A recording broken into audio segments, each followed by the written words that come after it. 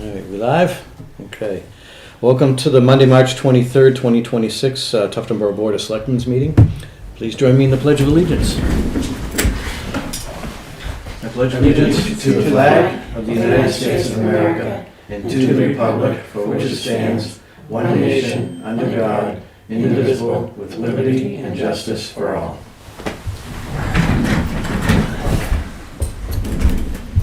All right, we had our organizational meeting last week.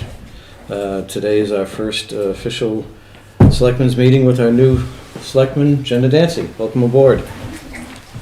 And good, glad to have you. And we still have a vacancy, got an empty seat.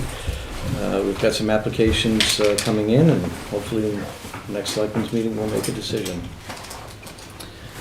Let's see. Public input. Do we have any public input today? Seeing none, moving on to the minutes. The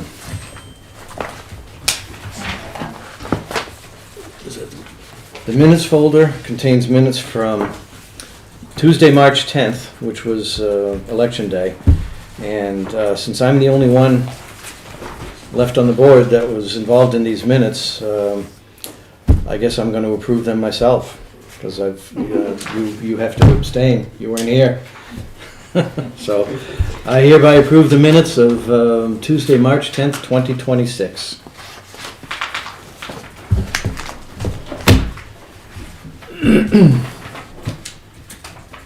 And our appointments today, the first one is code officer update.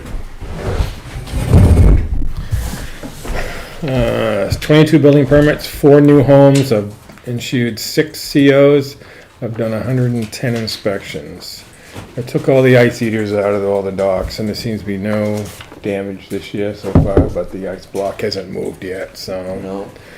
There's one Bob house left sitting on the edge of the beach, so I can't put the rail back up. When that's gone, I'll put it back up, and the pressure tank on the well was replaced the other day, so I had a slow leak in the bladder. Here or up there? Up at the townhouse, so had a slow leak in the bladder, so that's all fixed. It was nice to not see ants up there. Yeah, that stuff works. Unbelievable. Good stuff. Takes a couple of weeks, but it works great. Couple weeks, and out there 2 days later, and there was a pile of ants on the floor that were just. Yeah, so. Good. Yeah, that worked. Good. These are year-to-date statistics. How many did you do at the end of the building permits inspections last year? Inspections last year was 600 something. The year before was 864, which is right a lot. Yep. Yeah. So we're at 110 right now, but it's been a while. And you've been notified that because the budget came in a little short than yeah, they took the 5. That's fine. Well, they took $49.99. Yeah, yep. Left $1 for the line. Yeah, that's fine. All right. So no replacement this year. Yeah, no problem. We'll work through it like we have every other year. Yep. All right. Do you have any questions Any for the code questions? officer? I don't think so. Yeah. Okay. Thank you. Great. Thank you. Oh, you're getting your new truck? Yeah, Wednesday. Wednesday. Very good. Question? Nope, I'm good, thanks. Have a good one, Jack. All right. Next, Conservation Commission update.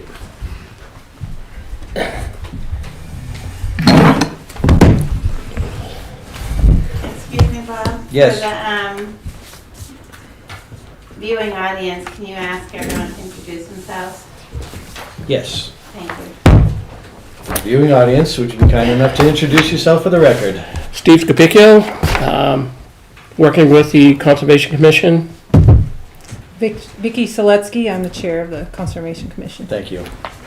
Okay, I wanted to start, for Jenna, we had last year, the town applied for and got a $100,000 forgivable loan from the state of New Hampshire, DES, for updating the Mirror Lake watershed plan, which hasn't been done for 12 years now.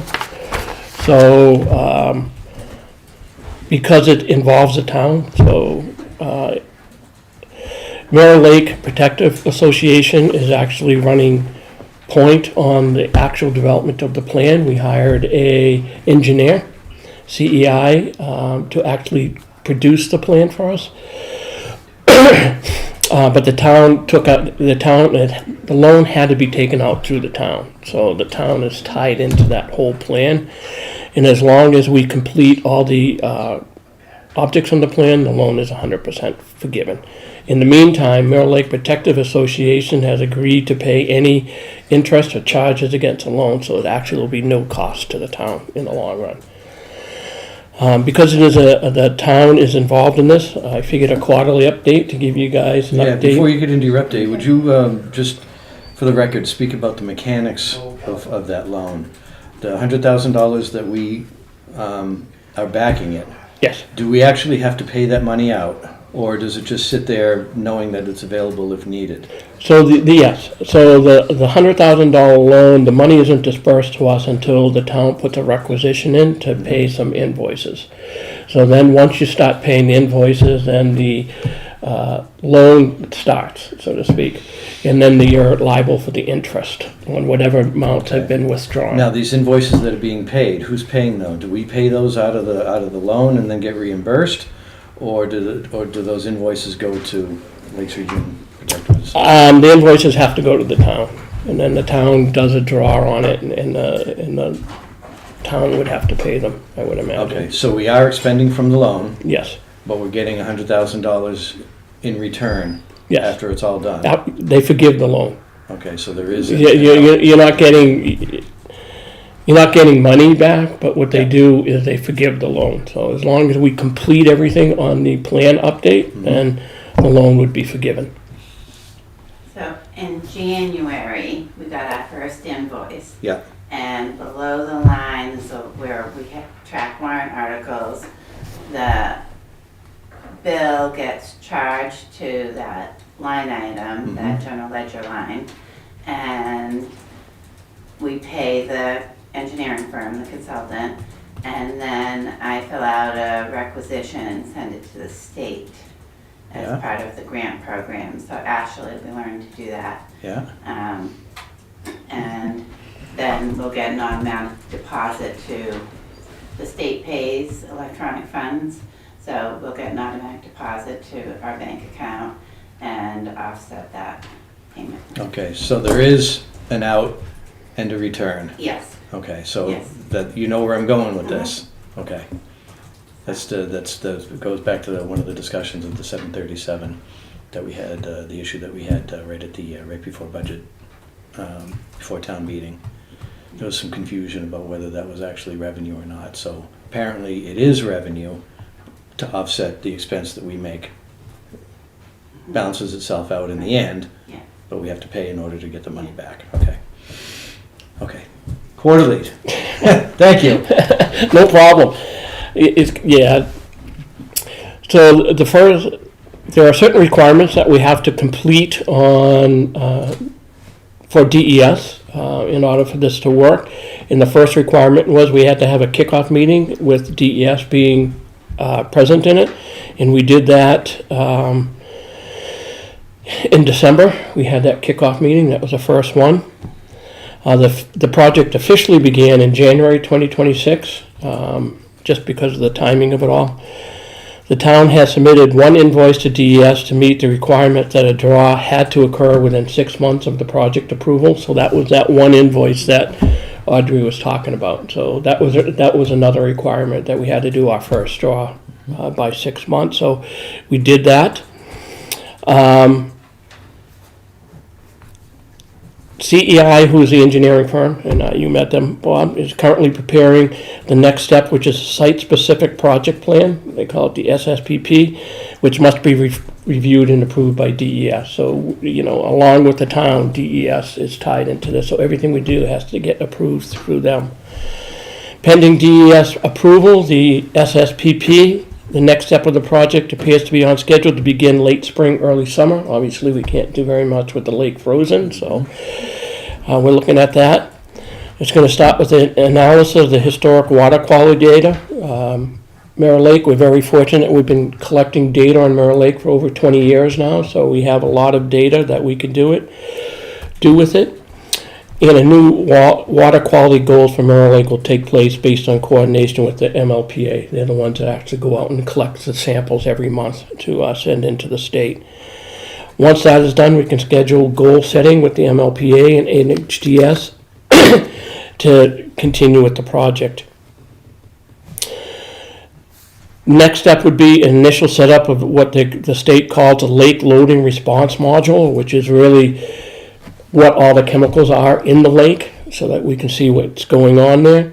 And that's begun. The watershed, sub-watershed mapping and acquisition of input data will start at that point, but will be finalized and updated when the new 2026 water quality data is available. Watershed and shoreline parcel field assessment will commence in late spring, summer.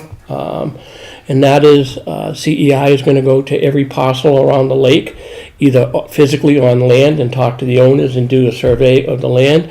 And they're also going to check water quality to make sure there's no leaking of septic or stuff like that going into the lake. If they go and physically check it, do they need to get permission from the landowner? Yes, we cannot go on, cannot do that without the landowner permission. Okay, so it's either, what if the people are normally not home? Then we'll do it on the lakefront. So it'll either be done by boat or on land. But either way, every lot around the lake will be checked. Okay. Wet weather sampling, so, one of the big concerns with the cyanobacteria is how the runoff comes off the land into the lake. So we're going to be doing 3 wet weather, that's a tongue twister, wet weather sampling for the total forest will be conducted during the 3 post-storm events between June 15th and August, so that we can find out what kind of phosphorus is running into the lake from the land. I imagine that it says post-storm events. It has to be something of significant rainfall. Yes. I'm guessing like an inch or more. Inch or more usually is what they call what they'll do it. Anything less than that is not enough runoff to do, really. Okay. Do they have to be spaced out a certain amount of time, or say we have a week of torrential downpour? Yeah, it doesn't really have to be spaced out, just as long of course, the more time in between, the better. But, it's not necessary because we're taking the sampling off the shorefront so we can see what the phosphorus is running off the land. So we'll be able to see an increase. Okay. Good. Good. I think quarterly updates are a good idea. Thank you. Yeah, I think just because the town's so involved in this, that we'll do that and, Excellent. Excellent. Sorry I haven't been to many of the meetings lately. They've conflicted with Selectmen's meetings. Yep. Is there a timeline for how many years this project will take place? It'll be done by next summer. By next spring? Yeah, by summer of 2027 it will be all finished. So what we had, Jenna, just because I don't know if you're familiar with Mirror Lake, but back 12 years ago, we had our first watershed plan. That was through a grant that we got to do that. And at that time, we actually finished all the requirements on the plan with the exception of community septic system. It just was not enough interest to put in a community on Mirror Lake Drive. That's where it was really needed, but there wasn't enough interest for the people there to put that community. So everything else on the plan was done, which is why we're doing an update to that plan so we can bring it to the next level. But most of the septic systems on Mary Lake Drive, except for the old camps, I have to imagine that they're pretty decent, modern, less than 30-year-old septic systems. Yes. Thereabouts. Well, Yes. actually, Well, Mary Lake Drive has been there a little more than 30 years. a little bit more than 30 years. So that's our concern. But they And are that's why modern we're doing the septic systems. shoreline, Yeah. the whole shoreline sampling. So Okay. to make sure there's none of that coming in. And if there was leakage, there'd be signs, Yes. right? Yeah. Not just dipping Yeah, we can- sampling yeah, water, yeah. there's other signs. We'd be able to see by the growth of the plants and organisms that are in there. Plus, they would also have higher phosphorus content in front of their homes, so a lot more greenery in the water. That's usually a pretty good indication that there's a leakage. Okay. Fertilizer, Mhm. natural. Yep. Now you're just trying to sell it. Yeah. All right. What What we'd else? also like to give you an update on is the Williams Horner lot project. Yeah. Rick Vanville has been doing a lot of incredible work. Give Jen an update of where that is and what the project involves. So this is, and actually you might have to help me with this because I actually physically haven't been on that lot myself. I have been many times. It's adjacent to the Great Meadow. Are you familiar with the Great Meadow land? That's town. It's off Sodom. There's a little parking lot and it says there's a sign that says Great Meadow. We were actually just there today. Nice, very natural wetland resource that we're just trying to keep it nice and natural. About 600 acres the town owns now there. Yeah. And so this is, I can't remember without looking at how it actually abuts against. It doesn't really butt against it. What it does abut against is it feeds into 19 Mile, not 19 Mile Brook, Melvin River. Melvin River. Okay, so it's on the. So this is a feeder. It has a stream and a wetland up on the upper side of it that feeds down into the Melvin River. So one of the goals of the Conservation Commission is to try to protect all the land along the Melvin River. So this was a piece that became available that has a feeder stream that goes into the Melvin River. Well, the basic logistics of the property is that it was owned by a family for I'm not sure how long, but it was heavily timber harvested and not in a good way. And so there's a lot of just the land has suffered for it. So there's what's currently happening is that the ARM funding is going to help the town purchase this lot, so the town will now own the lot. And so ARM funding has got a lot of checks and balances, like lots of T's to cross and I's to dot. So What's the acronym for ARM? Aquatic Resource Mitigation Fund. Yeah, Aquatic Resource Mitigation Fund. Yeah, so this is land that the state will, when people apply, will say this needs mitigation. The state goes through and evaluates these applications and targets these properties that they feel need help, state funding for help. And I can't speak to the application process. Were you there when they went through? Yeah. So the first time it was logged, it wasn't bad. The second time that it was logged, they did not do a good job on it. As a matter of fact, there were some violations, and this project's been going on for 5 years now. And mainly because before we could go to the ARM fund, we had to fix all the violations that were created from the logging. That took a couple years to get through that, and the people that own the lot actually paid for that, for the violations to be fixed. So one of the things with the ARM fund is you also has to do some kind of restoration work on the property in order to qualify for the ARM fund. So we're putting in a couple of pools and also woody additions into that stream to enhance the brook trout spawning. So that's our restoration part of that. So it's a 83 acre parcel of land that has a good amount of wetlands up on the north side of it, and then it's dry and it runs down into the Melvin River on the south side of it.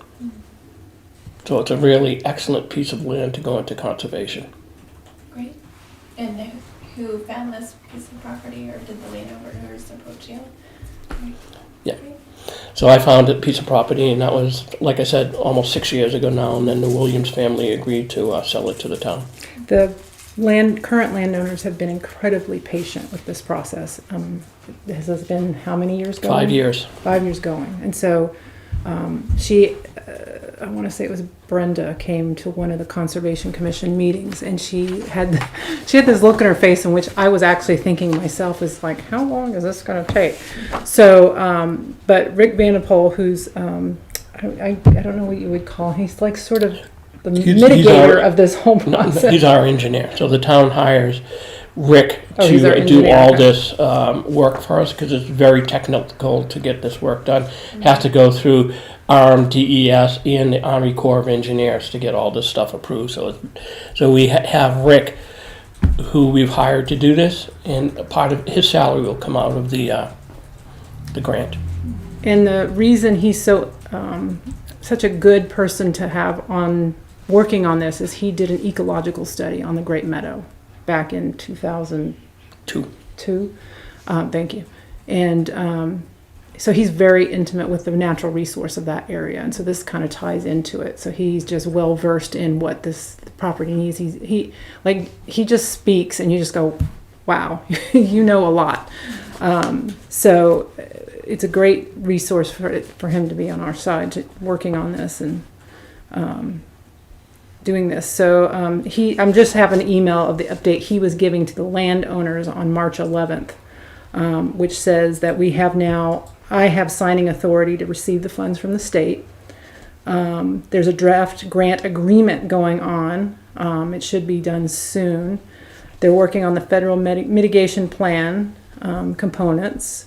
He's finished the mitigation work plan, and he will soon send this for approval. There's a third draft of the conservation easement, so this lot will also have a conservation easement on it with Lakes Region Conservation Trust, which we already work with on a couple other properties. So Yeah, we already have a relationship. They have the easement on a good part of the Great Meadow.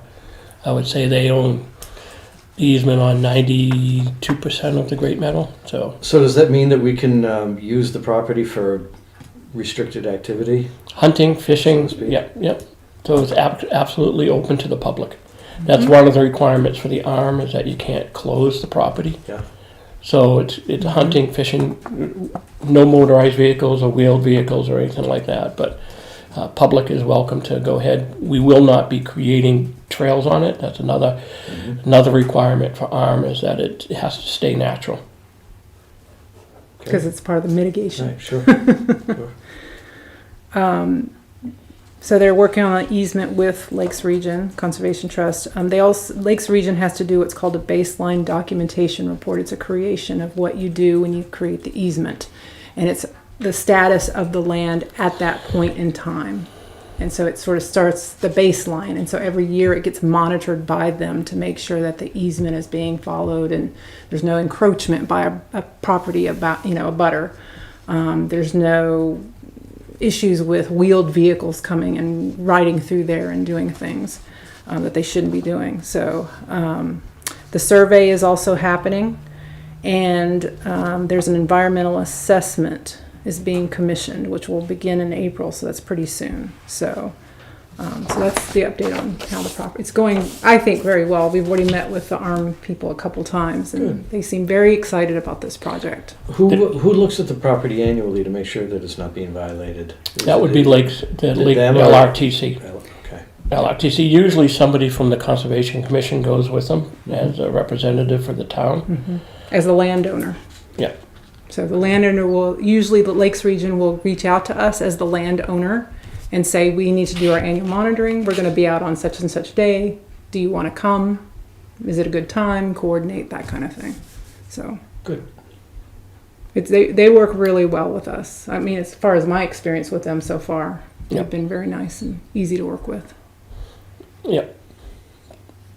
So Excellent. any other questions? No, I'm good. You? So just a couple of things that Vicki didn't bring up that we've been working on is the Carlton lot still has no easement on it.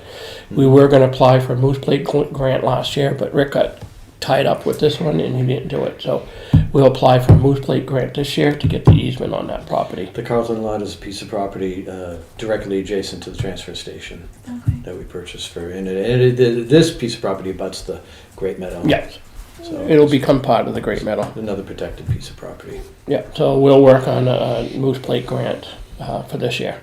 See if we can't get that easement put on that. That way it'd be kind of complete. Do we want to speak to Great Meadow North? Oh, it's up to you. Just a quick update. That property is also town-owned. It's adjacent to Carlton. Do they actually abut?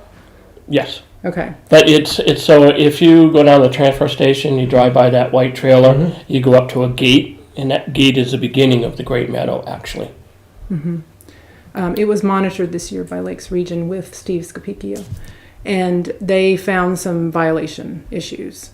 One is somebody went through, there's some trails through there that the Snowmobile Club has permission, as far as I understand it, to go through in this time of year when there's nice snow cover, they can use it. Somebody went and banked the trails. I don't know if you understand what that means. That's not good practice, because what's going to happen is rainwater is going to pool on those trails and just erode that land terribly. So that's a problem. The other is wheeled vehicles have been through there and also is starting to erode and cause problems and damage to that land. And tied to that, somebody is pulling, there's a stake near the actual locked gate. There's like an actual heavy locked gate. Looks like your cow gate or whatever you'd call that. Somebody's pulled the stake out so they could get something bigger. It looks like that's what happened. So they get something bigger through there and then Four-wheeler, I think it was. I don't know. I couldn't tell if it was a four-wheeler or just fat bikes were back in Is there. it posted? Well, no. It's not posted, and that's something. So what we're going to do is we're going to write up a memorandum of what we think we need to do, and we'll share it with you. Okay. So Yeah, that's our plan. we can't just post that without select board approval, right? So Yeah. you guys are the stewards of the property, so she'll come back to you with their proposal, but it should be posted. I think Foot we all traffic agree it only, should yeah. be posted, Yeah. Yeah. Okay. Except whether you allow the snowmobile trail to go through. So that's, yes. So we could say no wheeled vehicles, that would allow the snowmobiles And to I'm go. sure it's nobody in the snowmobile club that's doing that. Well, I reached out to them. Seriously, I can't imagine that they would. It's got to be somebody that's just using and abusing the trail. Yeah, I mean, people have maybe gone through there for years, and so they think, no, nothing's posted. They think, oh, we've been doing this and nobody said anything. I did reach out to the snowmobile club specifically about the terrain, like they were building and banking those trails, and I asked him about that, and he said that it wasn't them. But we will have to go out there this spring, early summer, and fix it because it's going to create pooling and just Right. tear that all up. So we have a plan that we want to do, and we'll let you know, and then you guys can let us know if you have any concerns or questions or problems or have any other suggestions. So Yeah, they physically pulled, so, we have the gate and we left a space in between the gate and the fencing to allow people to walk in so they could access, and they physically pulled out one of those posts to make the access wider so they could get whatever they wanted through there. So it's more than just somebody casually driving through there. I mean, somebody physically pulled that post out in order to get something bigger through there. Yeah, that's not cool. No. well, I think there's a little bit of confusion because the big power line corridor goes kind of right there, and so people think that that's an easy access. If you want to go through there and hunt, or you want to go through on your dirt bike, oh look, that's just open land with a right of way. So All the more reason to post it. yeah, that's what we were thinking. Because Steve was very nice. Once he had gone out with Matt Morris of Lakes Region to go monitor it, he then reported to us, and he took me and Mark Millert out to go actually physically see it for ourselves. So that was very nice of him. So then we could all kind of talk about it and what the options were. Yeah. So that's kind of it, I think. Yep. That's all I have. All right. 19 Mile Brook, that's the only thing. We haven't got that report Yeah, yet. I gotta reach out to them and say, hey. we Well, need that some- usually doesn't come in until April, right? No, Historically? usually I do the executive report, so Yeah. I'll take the report and I'll cut it down to 2 or 3 pages, Summarize it. summarize Yeah. it in non-technical speak so that you guys understand what's going on, and usually I have that by the beginning of March. So last year I had it prior to the town meeting so that you could have it Okay. before the town meeting. Is that what Alana was alluding to about missing data? You heard her say that. Yeah, I have no clue what she was alluding to because there's the full report and the summary that should be posted on the Conservation Commission. That's why I asked Larry to stand up. Probably should have asked you, but Yeah, I would have Probably said been the able same to thing. answer a little better, but, so I'm just waiting for the full report, and that way I can then create the executive summary, which would be for you guys, Yeah. plus for anybody in the town, because it's more of an English speak type of a report that way. because I know that there was some data missing because we didn't get any rain last summer. So it's not really data missing, obviously if the stream... I was trying to extrapolate what she was alluding to. Yeah, I don't know what she was alluding to either, but what happens is obviously if the stream isn't running, we can't collect samples off it. Right. So the data's not missing, there's just no data to collect. Zeros. Zeros, it's, but I'm pretty sure that it runs even when it's really dry. So but I haven't seen the report yet, so I can't really speak Yeah, I to just that. need it, they could be tied up with something else, so I just need to reach out with them and just say, hey, we're waiting, Okay. we need that report. Yeah. All right. Thank you very much. All right, guys. Thank you, nice to meet you. All right. Next up is transfer station. Good luck, Chris. Good job. Good afternoon. Good afternoon. Good to meet you.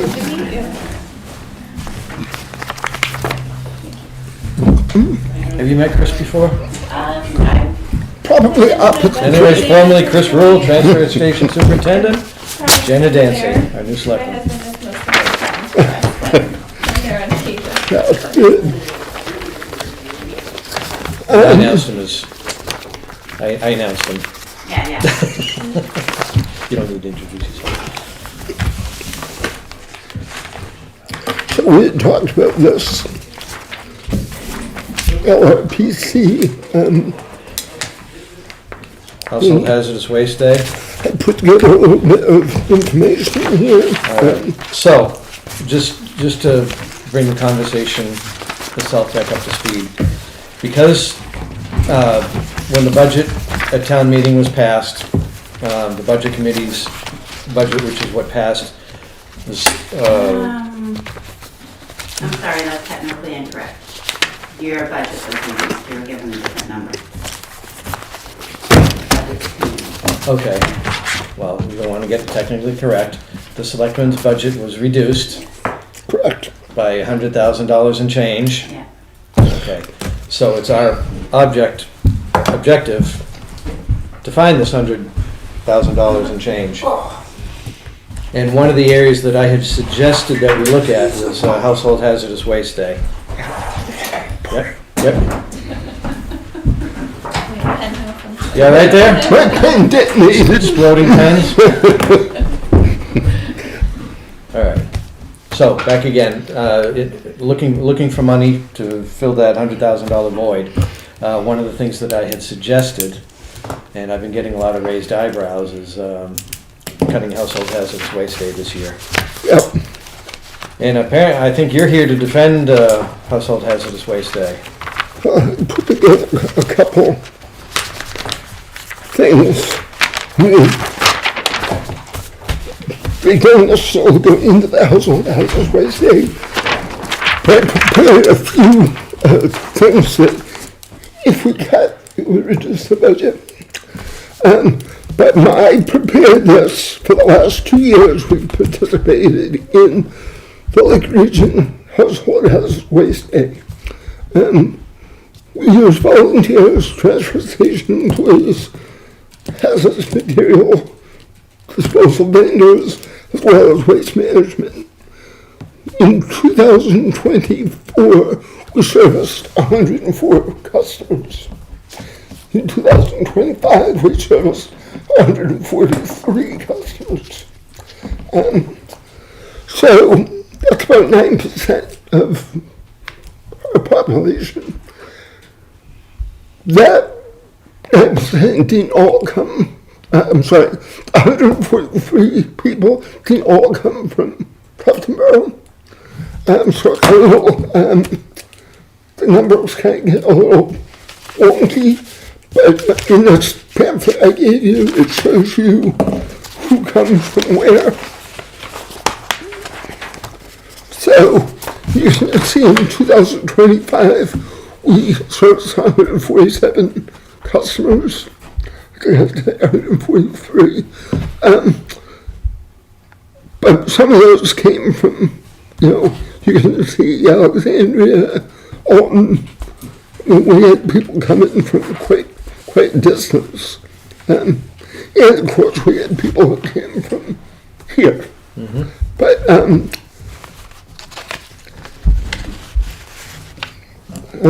61 of those 147 people were first-time participants. So the trend that I see is upward. Can we cut it? We can cut the budget. We'll save $6,300.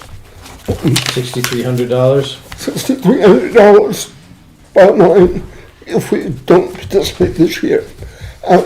That's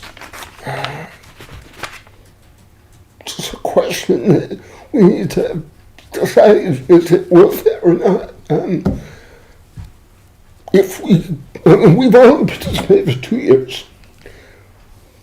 The people that weren't participating 2 years ago say their stuff or it went someplace else. Right. Thing is, if we don't participate in Lake Region Planning's Hazardous Waste Day, or at least pay our portion, we don't necessarily have to, host a site, which we've done, but if we don't pay our, fee, our residents can't go to these other towns to get rid of their waste. So they can't oppose at all. Well, they have to pay the face value of whatever they have. So like a commercial company that does, the Lakes Region Planning Commission does this at a much reduced rate Right. based on town participation. Right. The fourth page shows you.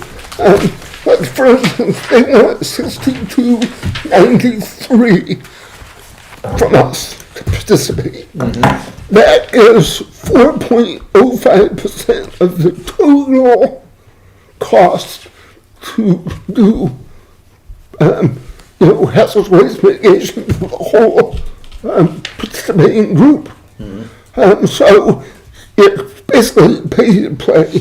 Tufton Road pays 6,000 for its population base, and if you have Laconia, which is their population base, say is 10,000 people that show up, they pay 27,000. So this is the Lake Region Planning's schematic here that they use.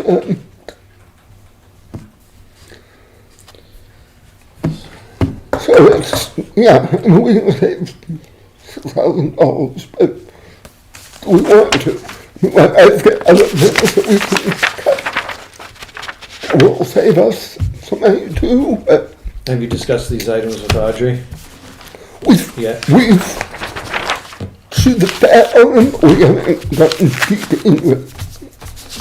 So where are we on coming up with 100 So and, at the end of the work session last week, I felt like we were 8,000. I mentioned maybe doing Parks and Rec, and we don't have an agreement with Wolfboro yet, so we don't know exactly what that would be or if it would be possible. I took another 1,000 out of personnel administration longevity for elected officials, so we're looking for 7,000. And I thought we could probably squeak 3,500 out of transfer station and 3,500 out of Parks and Rec. I mean, Parks and Rec runs lower than budget the last few years. That's why they were able to buy the dock last year. And I don't know exactly where we could squeak it out, but Well, if we, brush the brush pile, if we stop taking brush, that's upwards of 10,000 we can put back. And my but brush is a pay to play. correct, but we need to make some adjustments for that to balance. And my position with this brush is that Matt owns the pit up the street now, and he's open. If people have a trouble with brush, go up there and pay him to dump it. And he'll grind it and he'll, turn it into mulch and whatever. What we have to do when we take it is we have to deal with it. The guys have to push it with the machine, but we have to keep that area clean. We have to hire somebody to come in and grind it. And we could completely alleviate all of it if we just had no more brush. I think if we're going to do that, we need to have a conversation with Matt. Yeah, I don't mind doing that. He's been working there quite a bit. He has a sign that says, he's open, call this number. So, but I have no problem talking to him about it. When do you have to have the 232 in? the 30th. So we've got And to, and you could make a decision, and then as you go through the year, if Chris's budget is under and someone else's is over, as long as you're managing to the bottom line. So you can have an intention of taking some out of his budget, and then if it works out a little differently, it works out a little differently. Because you're still bottom line, but you're setting your intention with the art. Well, I think we have to, You do have to. yeah. So we have to make the budget balance. Yeah, so that's the 500. My total budget for brush is 10. 5,500 is what I didn't spend last year. So that is, technically in the budget, but that is a quick amount. And is that twice a year or once a year? We grind once a year. You grind once a year. So come November, I thought you did it twice last year. years ago we used to, but it just didn't prove to be Okay. worth it. So we just call Cole in November. I usually touch base in August, but they push on the schedule, and he usually comes right around Thanksgiving and takes care of it. Takes him about a day. Is it the same price to do it twice a year? Well, it would be Or is it based on the volume? same price twice. So yeah, so he charges us 5,500 and comes in and does it all. And if you came twice, it would be 11,000. Yeah. Okay, so that wouldn't work. No. Okay. I mean, it's a lot. We had, Oh, I know. I saw that pile last year. It was impressive. yeah. So, and we grind one time, we have all the material that he creates, and we use that to Yeah. cover it. So What else you got? that was it. I was sitting. Well, I see NRRA on there. Well, yeah, I mean, we're members of the NRA. What do they do for us? They help us find vendors and what have you, some of which I've taken away from them because I can do it myself. And if we were going to cut somewhere, I would cut that. Because I can make phone calls and I can meet with vendors and probably get equally as good a price. And, this is like a clearinghouse, basically. That's $6,400 right there. Yep. I mean, if we get rid of all this expense, it would be, Yeah, but I'm thinking that you don't have to get rid of all of it. You only Yeah. have to find. We only have to find $7,000, and you've got $6,400 right there in the line that you're Yeah. telling me that you can do without.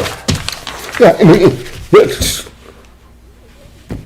year it's 65.97. $6,600. So, I mean, and Do we have to be a member to get any of the grants or yes, take any of the training? and so the beautiful grants, the annual training, yeah, you need to be a member. They have a conference, Yeah. an industry conference. Have we gotten any grants from them? Well, we got one 2 years ago, but we had to send it back because we didn't purchase that machine. And we've gotten one in 2015 for that Bobcat. But recently we haven't received one. If we find one for the scale, would that impact? Probably 5,000. Yeah.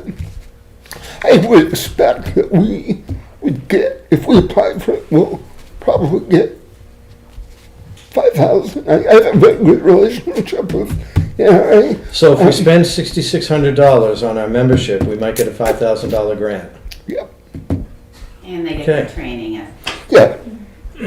Plus, the guys that I send to the conference get 10 hours of training. And, Is that training necessary? well, at least 2.5 hours of it are, because they have to keep up their license. And that's part of your transfer station certification, Yep. whatever you call your license, a solid waste. DES, yeah. solid waste license. And if we're gonna be bringing on a new person this year, They're gonna have to do a lot of training. which is gonna include Yep. that. So it's an option, not choice. You know, best. It could be Are done. there other places to get this recycling training? Oh yeah, I mean, not necessarily what they're offering, but I know, have many people who are at Primax, you can go to LRPC. Yeah, but to get, in order to maintain their solid waste certification, Yeah, there's it's other just- places. It has to be credited, you know, training, but Okay, so they can get their training from other Yeah, places. Do you need a motion? Well, I think when we look at the budget later, you know what you can Do it all as now. one? Yeah, I'm leaning, I don't know about you, but I'm leaning very heavily towards dropping that NRRA for $6,600 and keeping the hazardous household waste. and keeping the household hazardous waste. Because it sounds like, the only thing that's keeping me from, making my head keep the household hazardous waste day is that if we don't put in the money, our residents can't get rid of it anywhere in the system. They'd have to pay commercially to get rid of it, which is an option. They're not stuck with it. They can get rid of it Right. commercially anytime, but it's a benefit to the townspeople if they can get rid of it through this program for a much or they can hold it for a reduced year. rate. We can revisit this next over year. a year. I don't know, how do you feel about that? Well, Okay. so I was looking at the cost that they have here, and it said it's gonna increase 5% annually. And then Wolfboro had shared the cost of the night post, which I'm not sure who that was. But if you look at the price increase, we've actually, 5% would have been $292.12. But it went up $450.56. So I don't know if there's any, I mean, it's not a huge difference, but I don't know if there's a way to get the cost down even slightly, if that would be even worth reaching out to them about it, and it's a little more wiggle room with the budget. Yeah. I mean, this last page is the page that tells you how to break it down. So, one of the issues with the LRPC is funding. So, they've lost a lot of funding currently with the government. So, if we subtract 2% of our dues, then these other towns have to make up that 2%. So their dues go up. Okay. So it's all And- broken down very, But if we take the $6,600 from the NRRA subscription this year, that's $400 short of your $7,000 goal. Should be pretty easy to find $400 somewhere. and we can readdress. And then you can leave household hazardous waste day. Yep. Do you need to find $7,000 from transfer station, solid waste, or anywhere? Anywhere. Okay. Pretty much. I think we're there. Okay. Do you agree? Yeah, I think this is important for the community to be able to do, otherwise we're gonna find things on. Could find stuff in the woods. Yeah. Right. Yeah.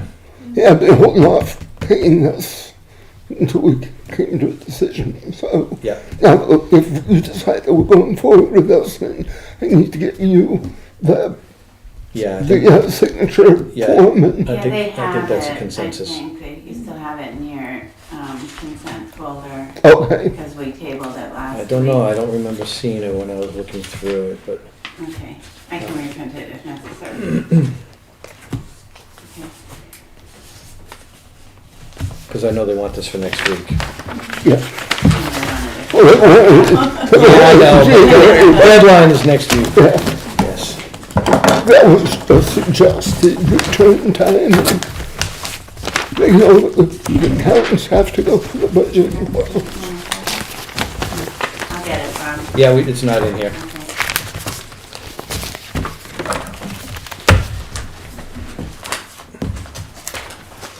Okay. All right. What else is going on up there? You see, I've been, doing some research on the scales, Yeah, trying to get different companies. I had I'd like you to talk to at least 3 companies. I had my bid for that one company, Northeast Scale, that comes out of southern New Hampshire, and we just need a third. But, I feel that 2 of them are very reputable, so either one would be a great choice, and the third one I need to still get my thumb on. Okay. But we can, I'll have something next meeting for, concrete for scales. I see an advertisement in here somewhere for Yep. for your number 2. Yeah, it's been posted, it's on the webpage. I haven't seen it in the newspaper, I don't get the newspapers quite frankly. I don't think too many people get the newspaper anymore. I sent it to the NRA for them to put on their news page, Yeah, but I checked it today and it wasn't on there, so we'll see how it works out. okay. Going back to the scale, just looking at, I'm still understanding the grand scheme of that and the Sure. impact on the transfer station.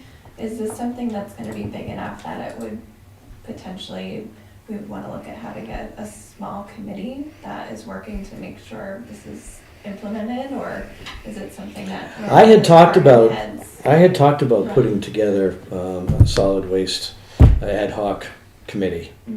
Basically look at the solid waste station as a whole, which would include a scale. I had brought that up numerous times during the budget season last year, and it didn't really seem to gain traction. Some people were saying yes, I got no reaction from some. So it's kind of at a standstill, but I would support an ad hoc committee.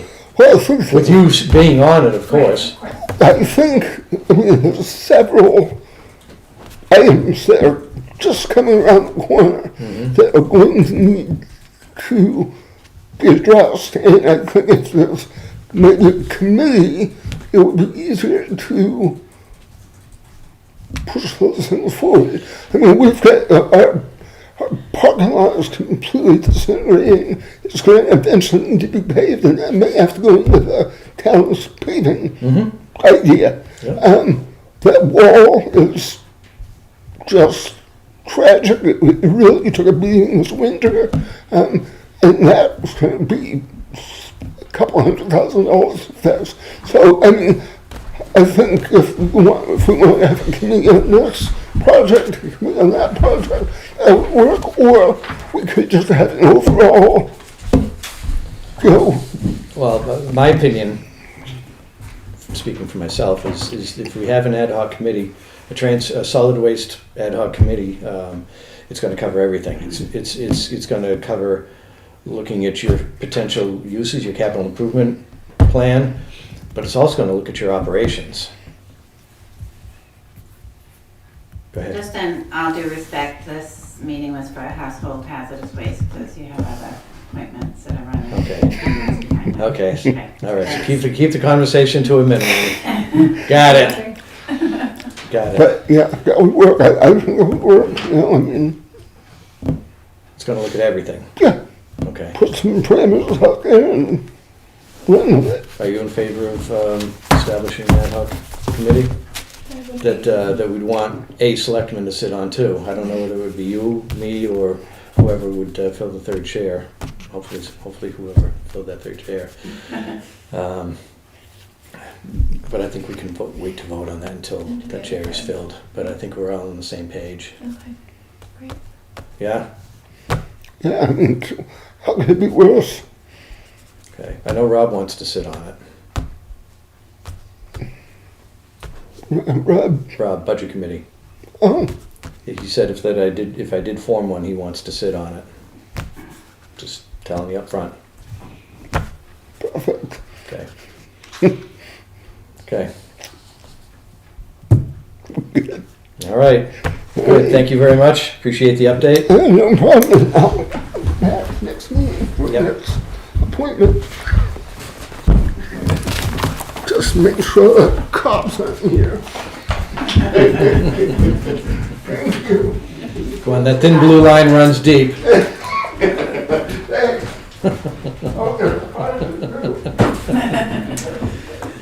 Okay, thank you. Let's see, police update. We're running a little bit behind, sorry about that. No worries. And I see you coming in on your own time. Yes, that I am. Oh, excuse me, sorry, before I get started with you, I guess we should finish this up. This is the agreement for the household hazardous waste collection program. This is our agreement that we're gonna agree to pay, $6,293 for the purpose of household hazardous collection program. So I'm gonna make that a motion that we approve, the agreement. Do you second? Yes. Okay, any discussion? All those in favor? Aye. Aye. Okay.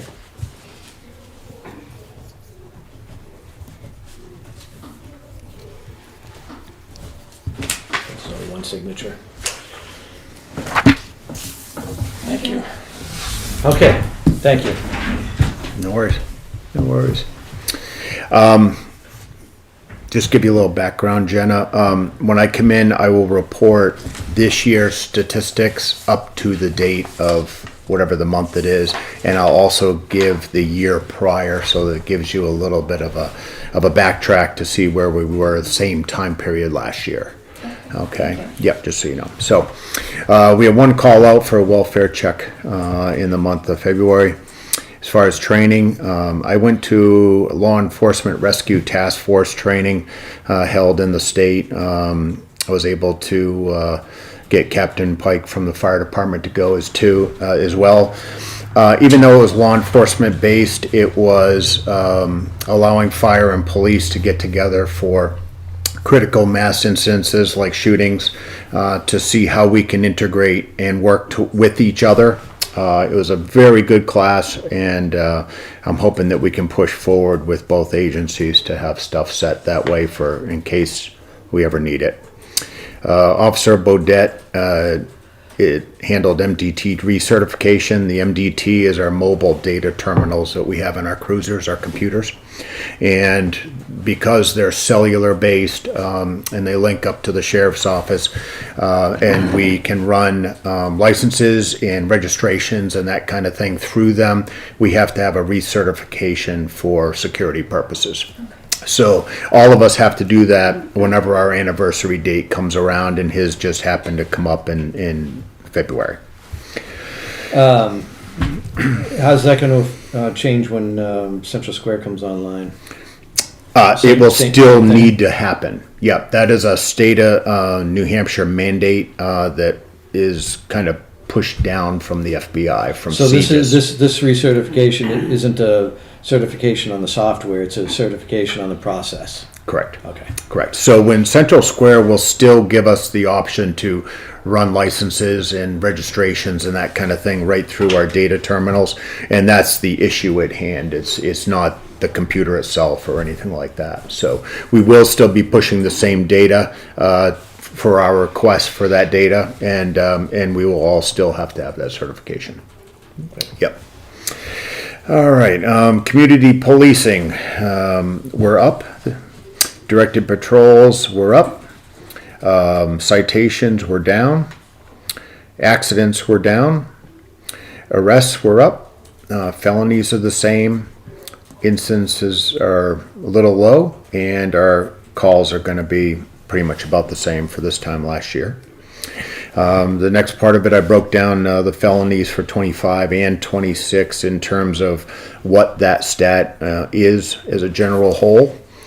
And then the only other thing that I wanted to talk about is in the spring and in the fall, we do a drug take back where anybody that has medications, that kind of thing, they want to get rid of. We work with the DEA statewide to turn around and give somebody access to be able to discard those so that they don't end up in the wrong hands or somewhere else. So we are going to be holding drug take back April 25th, from 10 to 2 p.m. At the transfer station. I asked Cammie to put it on the website already, so I believe it is there. When we get the signs brought into us, we're going to put one at the transfer station so people dropping off can start to see that as well. That was a suggestion you had last year, I believe. So we will get that done. And quite frankly, I think that's about all I have for you folks. Do you have anything for me? No. Right now? I have a question. Maybe Sure. we've talked about this at other meetings, the felony for this year. Is that something that's been announced to the community? Does that require announcement or? Right now, so what you're talking about is the felony for 2026. We had a case of child pornography reported to us. It is actively being investigated now. With it being actively investigated, I will not disclose anything because it's still pending. There are going to be some crimes that you will find that, based on what they are, I may not publicly say anything. Domestic violence would be one. Anything relating to juveniles or child pornography, that kind of thing, I would be very cautious about. I won't say I won't do it, but really from the statistical standpoint, it was just to give you guys an idea of what types of felonies are being reported to us. Okay. Yeah. Those particular cases, correct me if I'm wrong. Okay. I don't want to speak out of turn. Sorry. Is they usually have to go on the list. Right, that's it. I was wondering if they would be out. So that information The list. eventually becomes public. Okay. Yeah, if it is a situation where something like that is gonna come down, then, and they are convicted, then obviously there will be a sex offender list and that kind of deal, if, for some of these crimes. And that is public knowledge, you can actually find that data online. As far as some of the other stuff, we do have to wait for the felonies to go to trial. The county attorney's office will prosecute those for us, and then there will be a disposition time in which, if they are found guilty, they have a right to appeal to the Supreme Court. And so it's on a case by case, and we've got to just tread lightly on that to make sure we're running what we need to do. Yeah, and still be transparent, which I think is where you were getting at. So yeah, absolutely. Thank you. Yeah. I see the painters are in the police station now. I scared the bejesus out of one of them today. I walked in to see what was going on because, join or something. well, no, it wasn't. I was driving You never know with by. painters. Yeah, I was driving by and I saw that there was plastic taped over the insides of the windows, and I'm thinking, they must be doing something. And I saw some vehicles, so I walked in. Unbeknownst to me, with his back turned, he had earbuds in. Couldn't hear anything. When he turned around, I was right there, and needless to say, he stumbled and held himself, and I apologized immensely, and then I did my little walk through, and he decided that was the appropriate time to have lunch, so he went and sat in his car. And other than that, we had a good talk. I told him I appreciate him coming aboard and doing the job for us, and I've been very pleased so far with everything, and it looks fantastic. Excellent. Yeah. Good. Yep. Yeah, and that was it. I've been working a little bit with Jessica. She's kind of moved out of the picture in terms of the interior design stuff. I think we've got some of that stuff nailed down. There's a gentleman by the name of Scott that I think was brought on by Chris in order to start doing cabinets and built counters and that kind of deal. And we've been emailing back and forth and sharing information about what my thoughts and ideas are. And he's trying to make them come to fruition. And it's been going very well. So that's an ongoing process too. Good. Yeah. Yep. Excellent. So yeah, so that's it. All right. Yeah. That's all I got. All right. Okay. Thank you All very right. much, Chief. Take care, folks.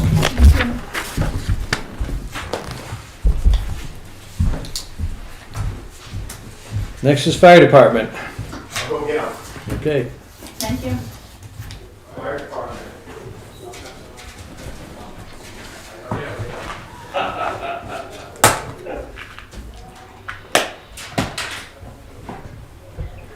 If you like strawberry, help yourself. Thank you.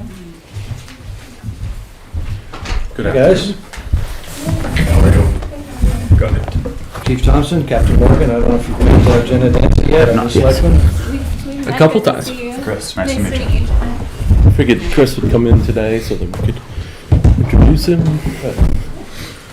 And especially since he's up for promotion as far as assistant chief in the process. So.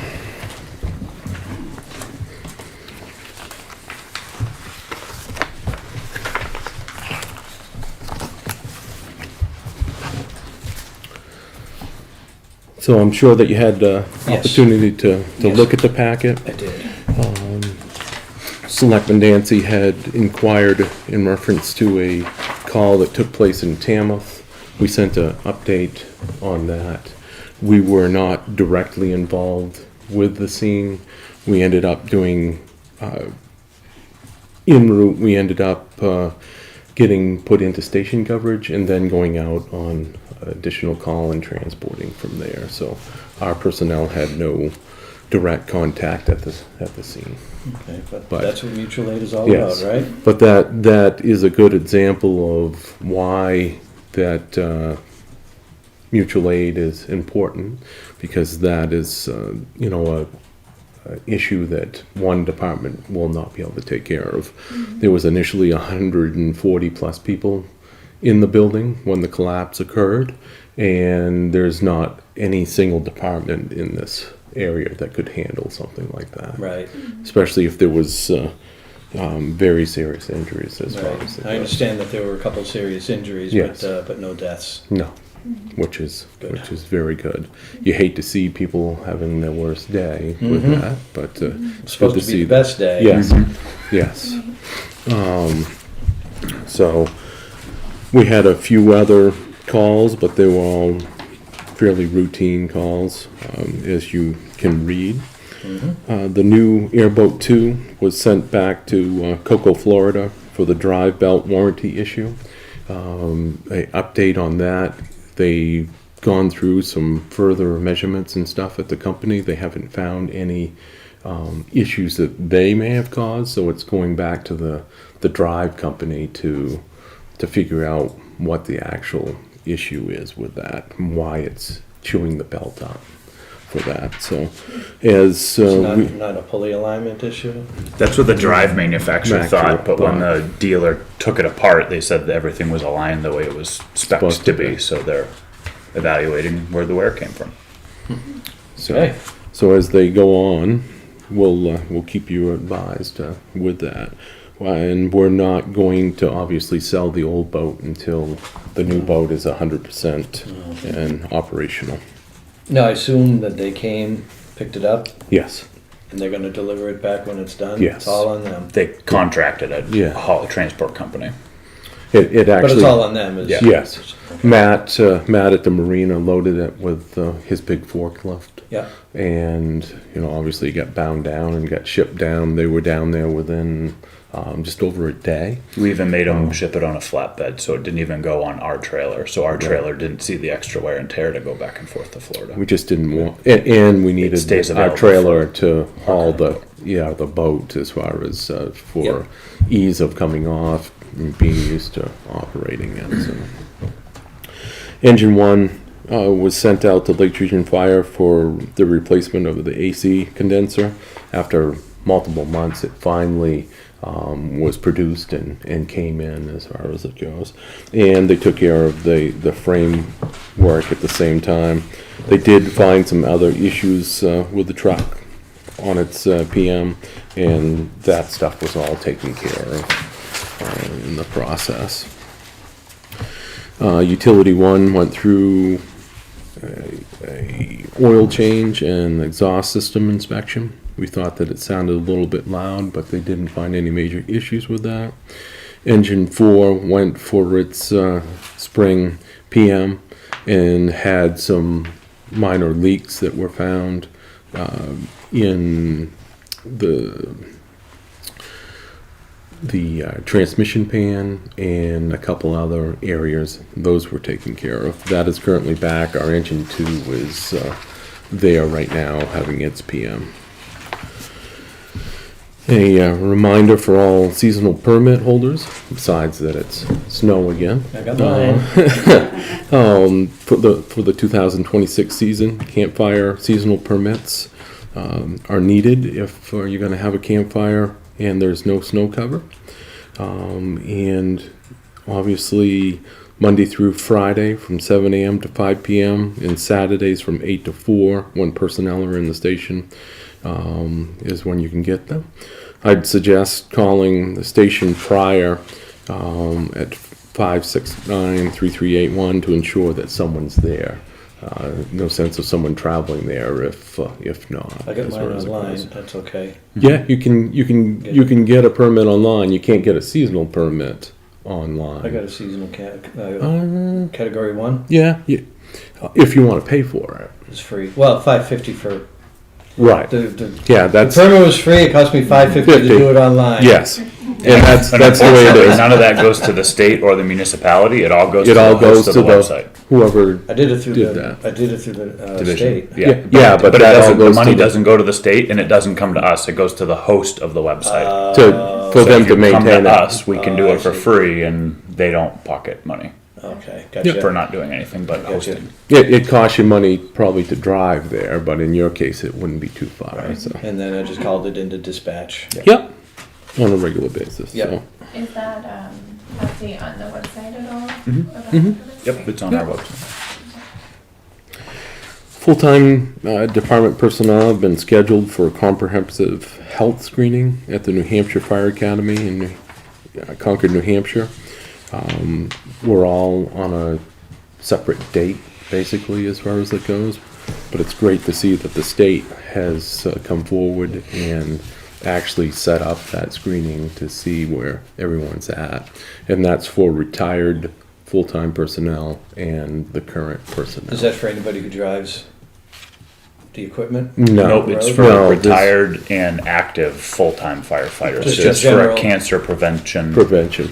and screening. The state implemented a bunch of presumptive acts to try to Yeah. catch the cancer and make it a job place exposure. And this is them trying to catch up with everybody to see what the statistics are. And So Do these cost the town any money for these? just the travel there as far as the time we away get from it work. done. Okay. But there's no cost for the exam. And everyone has been signed up for their stuff. Mine's set up for like May 19th, and everyone else is before that. So.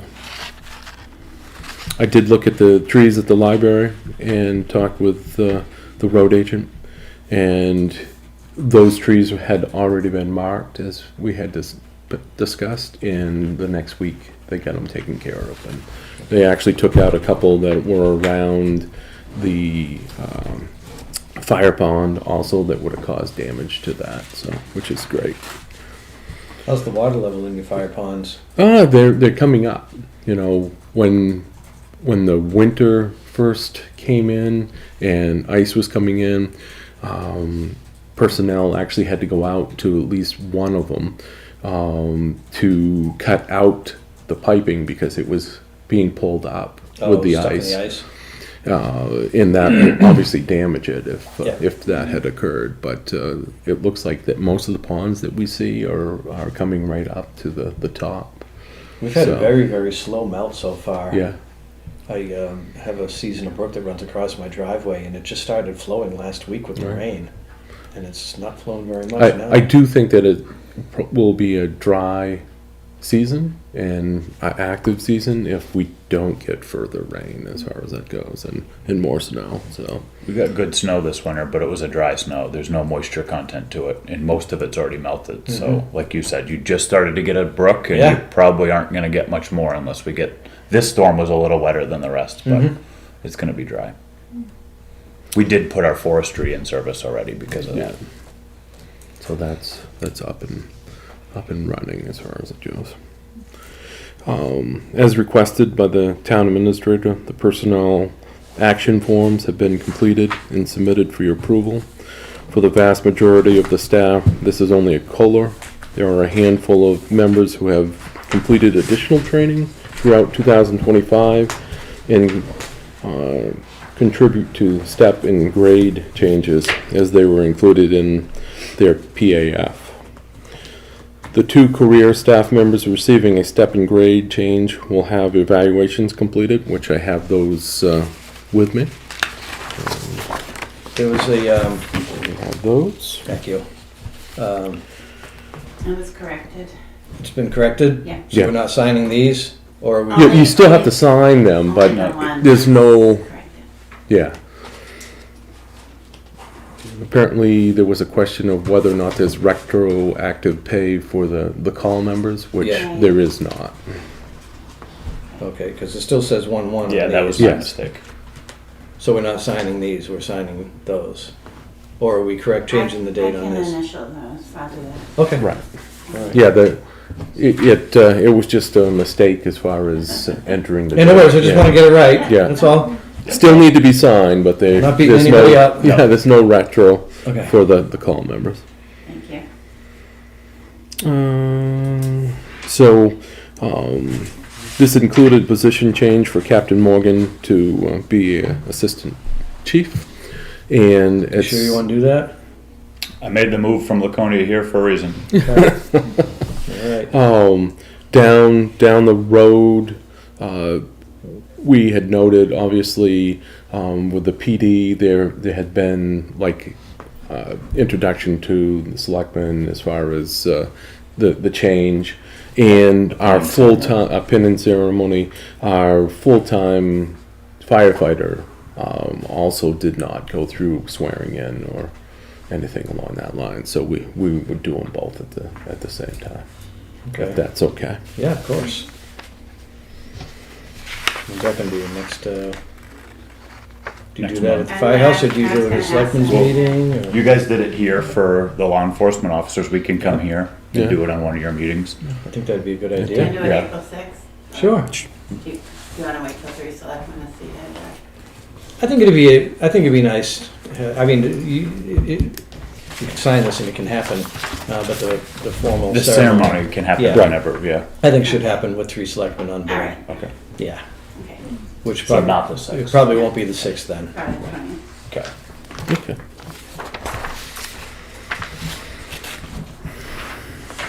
So as you can see that we've gone through several different trainings with the department. And again, each week we try to do a different training. And then obviously we have outside trainings that we end up going to. Inspections are about the same, on track for 2026. Where do, I know that pressure treated lumber used to have cyanide in it, but it hasn't been treated with cyanide for years. Probably 20. Cyanide's just an off-product of Off-product. anything burning. Plastics, it doesn't have to be specifically pressure treated. Pressure treated caused more of it than other materials. Yeah, that was my question, is where would one find cyanide? It's the plastics. It's Anything coming that from the is plastics. burning today, as far as in the plastics and the Is really materials. the source of it, and The- everything is plastic. The new houses are just full of it, as far as it goes. I So think I saw a video where it was showing how an old house burned and a new New house. house. Yeah. like, It's- The You know- materials are different. The way they're vented, we strive to make it a tight capsule to be efficient when it comes to heating. But now all those products of combustion are stuck in that house too, and they don't vent out. So now we cause other issues down the road for us that And not that thick black smoke. yeah, you see a old couch versus a new couch. This one's gone in minutes. This one takes 15 minutes to get going and actually just start, burning as far as it goes. So that's where they used to say that you had whatever time as far as to get out of the house and things like that. Now it's, that thick black smoke is just coming right down. When they the used to bring banking. in the, I don't know, it was probably 30 years ago when they started introducing the 12D residential sprinkler systems, that was the big thing. It wasn't, those sprinkler systems weren't to save the house. Right. They were to give you time to Egress. get Yeah, out. to get out. that's still what the majority of them are for. Are they being installed? Do people- I know it's not mandated. so- Well, they tried mandating it. It didn't Right, pan that out. didn't The fly. state declined that adoption. It's Yeah. in the national code, But every year when the state adopts what national code they want, they exempt that language out. So the 1 and 2 family homes don't require it. Most businesses, most assemblies at this point require it. Right. Yeah. But the state hasn't adopted. But we're still seeing, we did a certificate of occupancy in Melvin Village last month, and they have a residential suppression system within the home. What we have found is that, so with the new subdivisions and stuff like that, some of them that were put in whatever period of time and granted as far as subdivisions, those subdivisions are, some people chose to do sprinkler systems for the subdivisions, and instead of a cistern or a fire pond and things like that. What we had found is that a lot of those subdivisions have gone away and been split up into different size land lots and stuff like that. And a lot of people don't want to be in a subdivision that has a requirement of sprinkler systems because of the cost and stuff like that. Other departments in the area that actually have had some put in, they're going in the buildings later on down the line, you know, many years later for some type of issue, and finding that there's no fire pump, there's no water attached to the sprinklers and stuff like that, and the people are not even aware. They're thinking because they have sprinkler heads there that their system is active. Right, So, right. but Well, it's that's the not. problem around here with residential sprinkler systems. You gotta have adequate water supply, There's no and you Yeah. gotta have reliable electricity. Right. Yeah, you need Because it. without either you one get- of those, Right. Yeah, it's useless. and during a fire, you could very easily, you know, you guys are gonna come up and pull the meter, aren't you? Well, Well, we're going to using shut the service off the disconnects, we the don't pull service. meters Okay, anymore. whatever. But we disconnect, yes. The end result is the same. Yes. Yes. So, and that's, you know, like our fire station, obviously, when it was built, that station is set up to operate off of 3-phase for the fire pump only, you know, type of thing. And that's why, you know, we have 3-phase in the building is for that particularly. It's 3-phase is very expensive to just have. Just to have, yep. But you also have, what, 30,000 gallons? We have 48,000 gallons 48,000. of water under the floor. So obviously, 15 of it was for the building, and the Yeah. rest is for the neighboring community within 1,000 feet. Good. So, So your sprinkler system would work. well, And it's we- tied in with a generator, so even Yeah. if you lost street power, there's still Right. supply. it's going to kick in. Yep. In any of the commercial structures, like the dining hall at Camp Belknap, for example, they put that suppression system in. We require the cistern for the water supply and the generators to support that fire pump. So in the assembly side, we can require and enforce, and every year we go back to reissue that assembly permit. We ensure that those things are still active. When it comes to the 1 or 2 family, we don't have that authority to require Right. year to year. So sure, it's there when we do our initial sign off, but that's the last time we see it. Right. And as I had discussed in my email, the assembly permits are very important as far as inspecting the assemblies and things like that yearly. It doesn't always occur in some cases where you don't have the personnel or people in some towns to do that. Well, that's, I But think you catch some of those incidents. Well, I think you bring up a very, very good point, and you know, hopefully the public that are watching this will understand that Tamworth doesn't, where this accident Correct. happened, they don't have zoning, Right, they don't have a code enforcement officer. correct. Tuftonboro has that, and for some people who wanted to do something like that in Tuftonboro, it would be looked at, number one, by the code enforcement officer and you guys. So the chances of something like that happening in Tuftonboro is very, very Yeah, slim, hopefully not. or not at all. You know, you still have we can go to the building and measure it up and say, yeah, you can hold this amount of people, but you still need to look at the building You're to not see looking if at the the building structure. can. That's just the square hold it. footage, and then Yeah. we look at the integrity Yeah. of the structure itself. Right. And that would be something Jack would be involved in, Right. saying, okay, yes, the integrity of this will hold or will not. Mhm. So you might be limiting how many people because of the weight process. Right. So, all right. So we continue with ongoing projects, with Camp Belknap continues to work on replacing its current infirmary with a 2-story building. To date, fire department staff has spent over 13 hours on the individual project. The process is ongoing and communications with the fire marshal's office is underway with that. Camp Sentinel is also working through a code review and plans for a multi-unit residential structure for the campers and guests. This will also likely require a sprinkler system. To date, fire department has spent 4 hours on the individual project.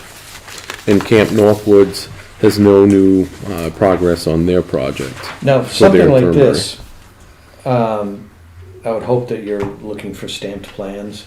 Yes, For the projects. for that the need it. projects that There, need it. there are But, some, like yeah. Northwoods is bringing a couple forward for a straightforward, simple bathhouse replacement. Yeah, that came to the Or- planning board last week. Or a shelter with some Conex containers to store outdoor equipment, and those aren't really assembly spaces. No, but We'll something, look at but 'em. something like this. When they come to those plans, Is- they're all stamped and engineered. Okay.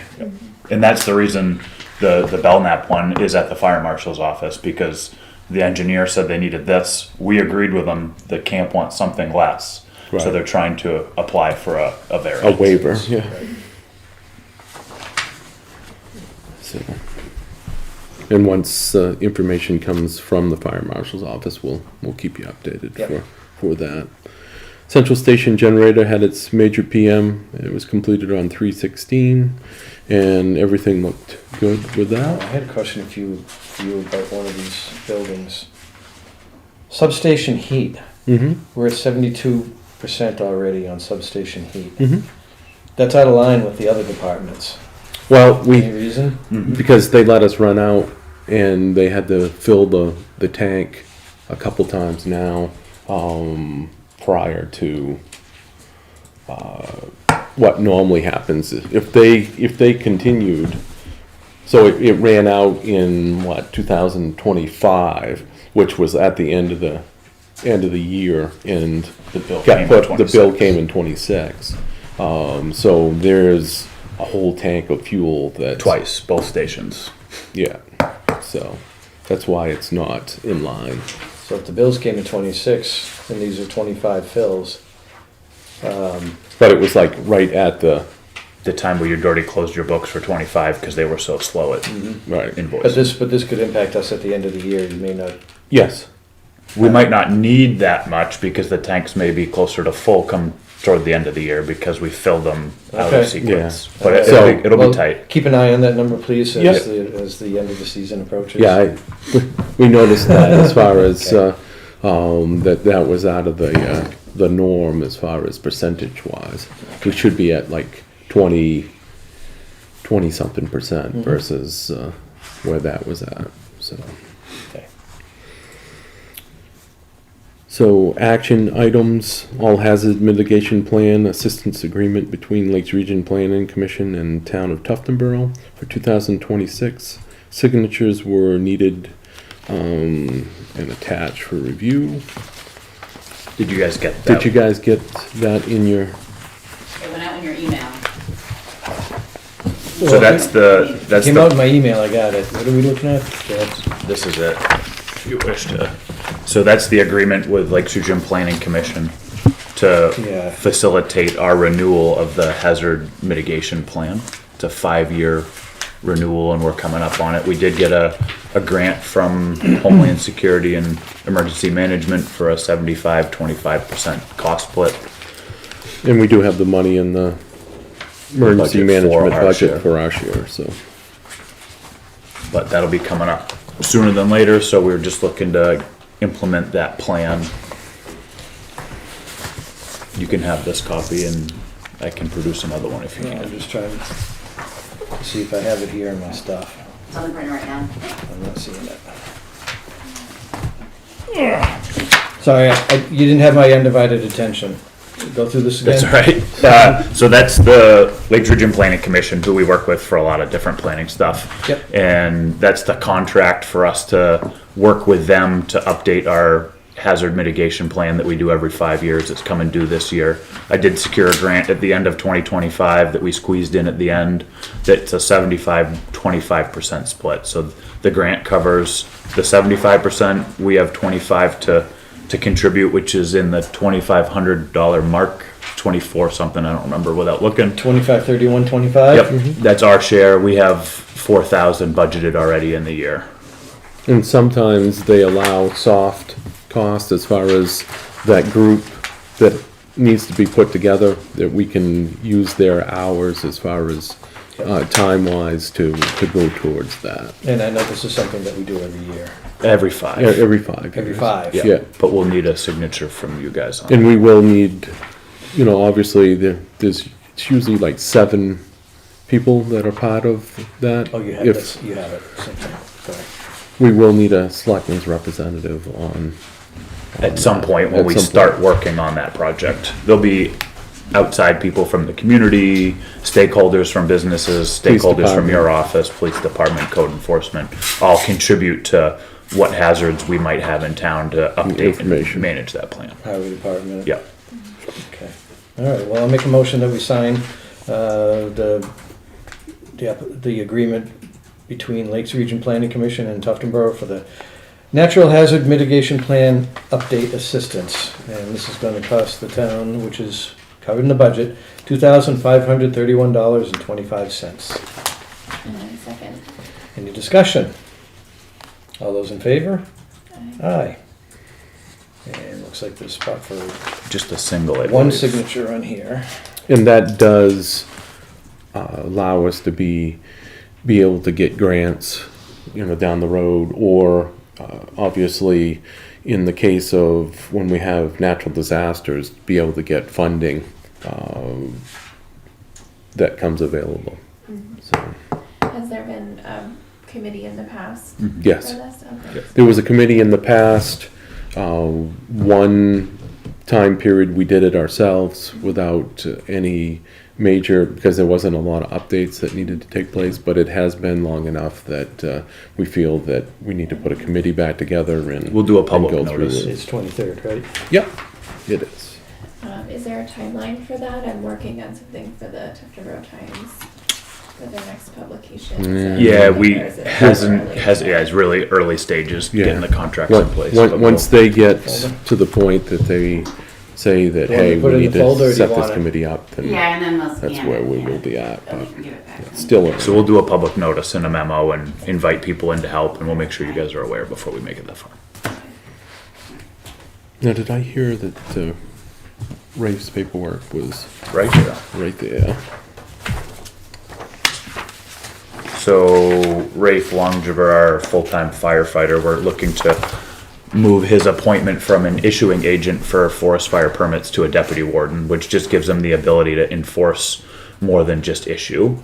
And where he works sometimes independently from us, that gives him the state authorization to be able to issue a warning or enforce the codes for outside burning laws and regulations. Okay, is there any pay for this? No, well, let me correct that. It's part of his job description. Yeah. But by that paperwork being in place, we get reimbursed for his time from the state every year. So twice a year, we'll bring warden service bills to you guys and you'll sign off on all the burn permits we issue, any of the trainings we go to, any of the forestry work we do, the state reimburses us. 50%. At their rate. So it's not quite 50% of his rate. It's actually a little bit more of his rate, but it's a state rate. But Alright. we get what we can when we get back. We typically get between $2,000 and $3,000 back a year from the division for our work in forestry. Good. Good. Well, then I make a motion that we appoint Rafe Longver, did I say that right? Longiver. Longiver as Deputy Forest Fire Warden. And then I second. Any discussion? All those in favor? Aye.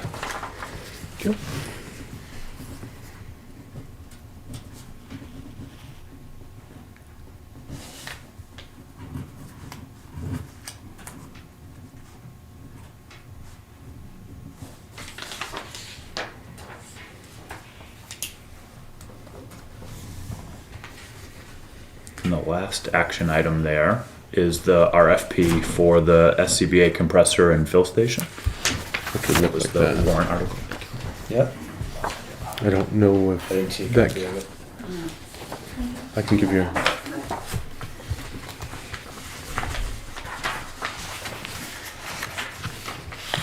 So we can leave this with you to go through and,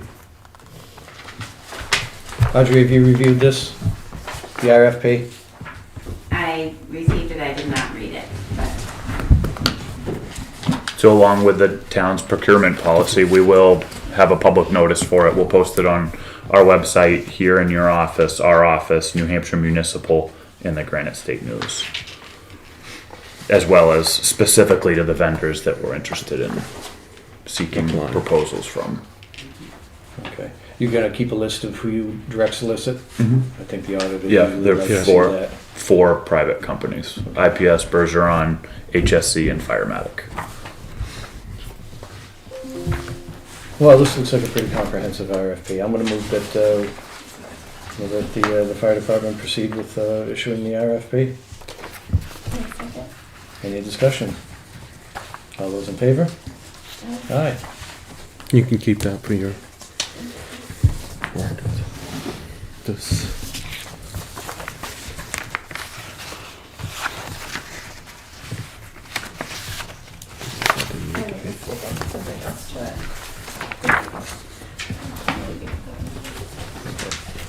Thanks. Do you have anything further that you have for us? No, I don't think so. Look real good. And we got the, obviously, we have the information as far as the updated budget that Yes. we're all set with Okay. the numbers with that. Hope it's so- manageable. Make it work. I know it's tough. Make it work. Got no choice. Yep. Yeah, no, it was expected as far as, what had been cut from the budget as far as it goes, so. I know that there was a couple other things, but Your boilers continuing to run fine now? Yeah, I know. I know. they were there today taking care of, the air handlers. AC air handlers and stuff like that.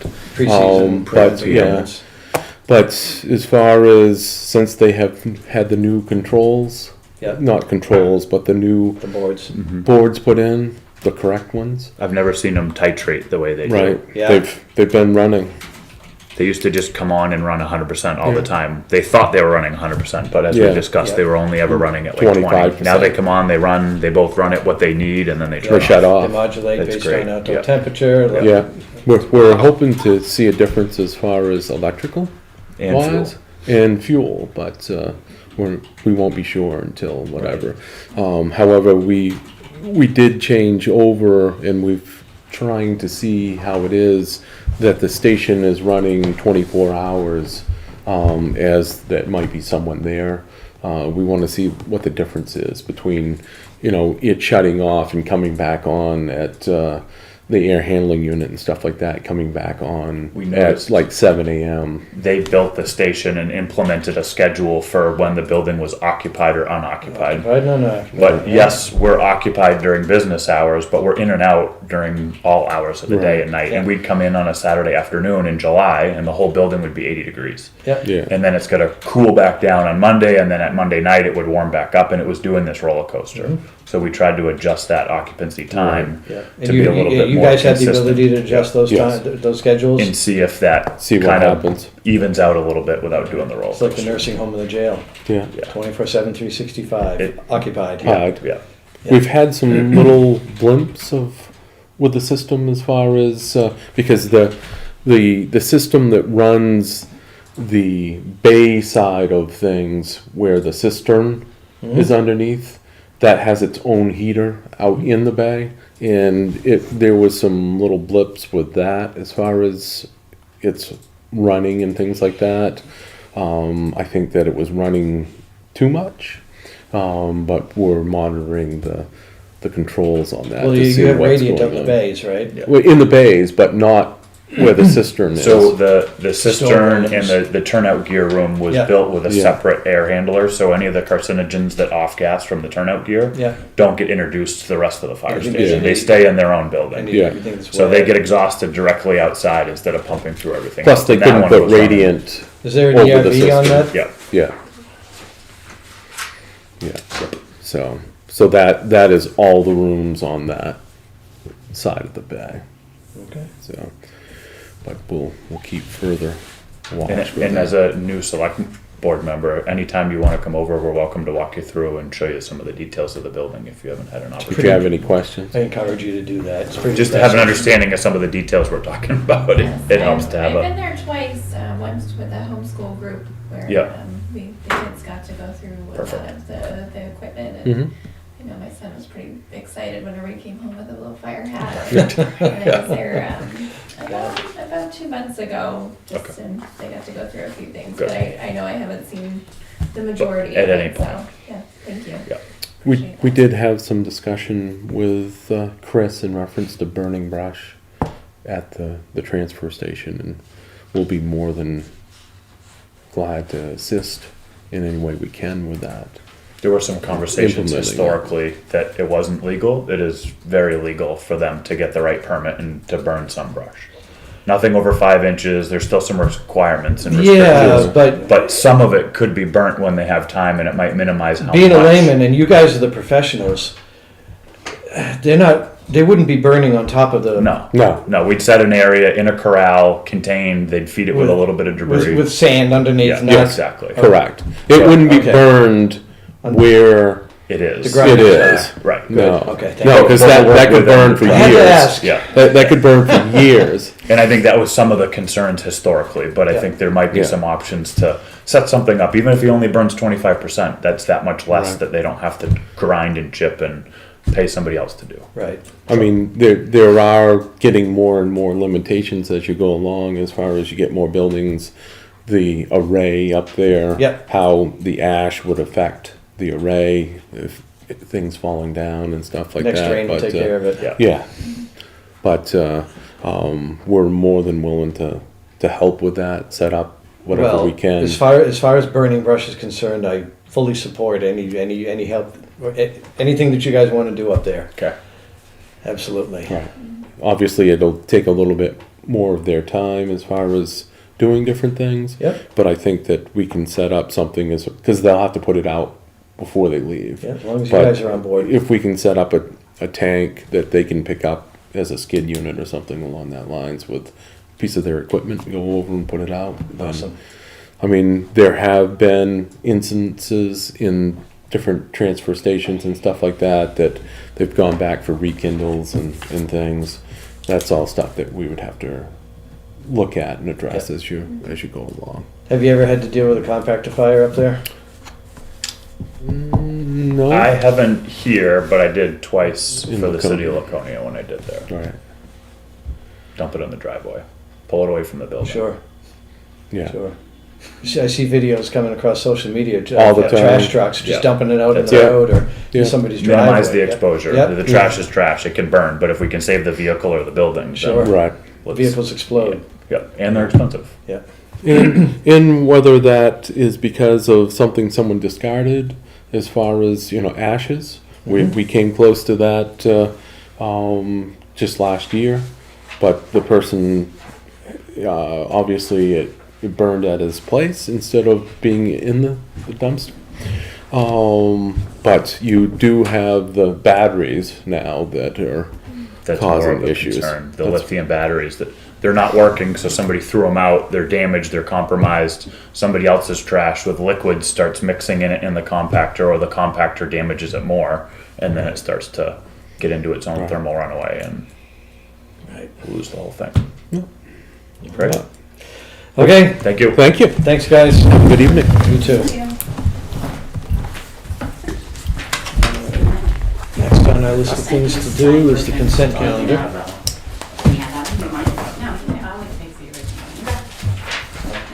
Thank you. You have a digital copy as well. This week's consent, have you had a chance to go through this? Yes. Okay.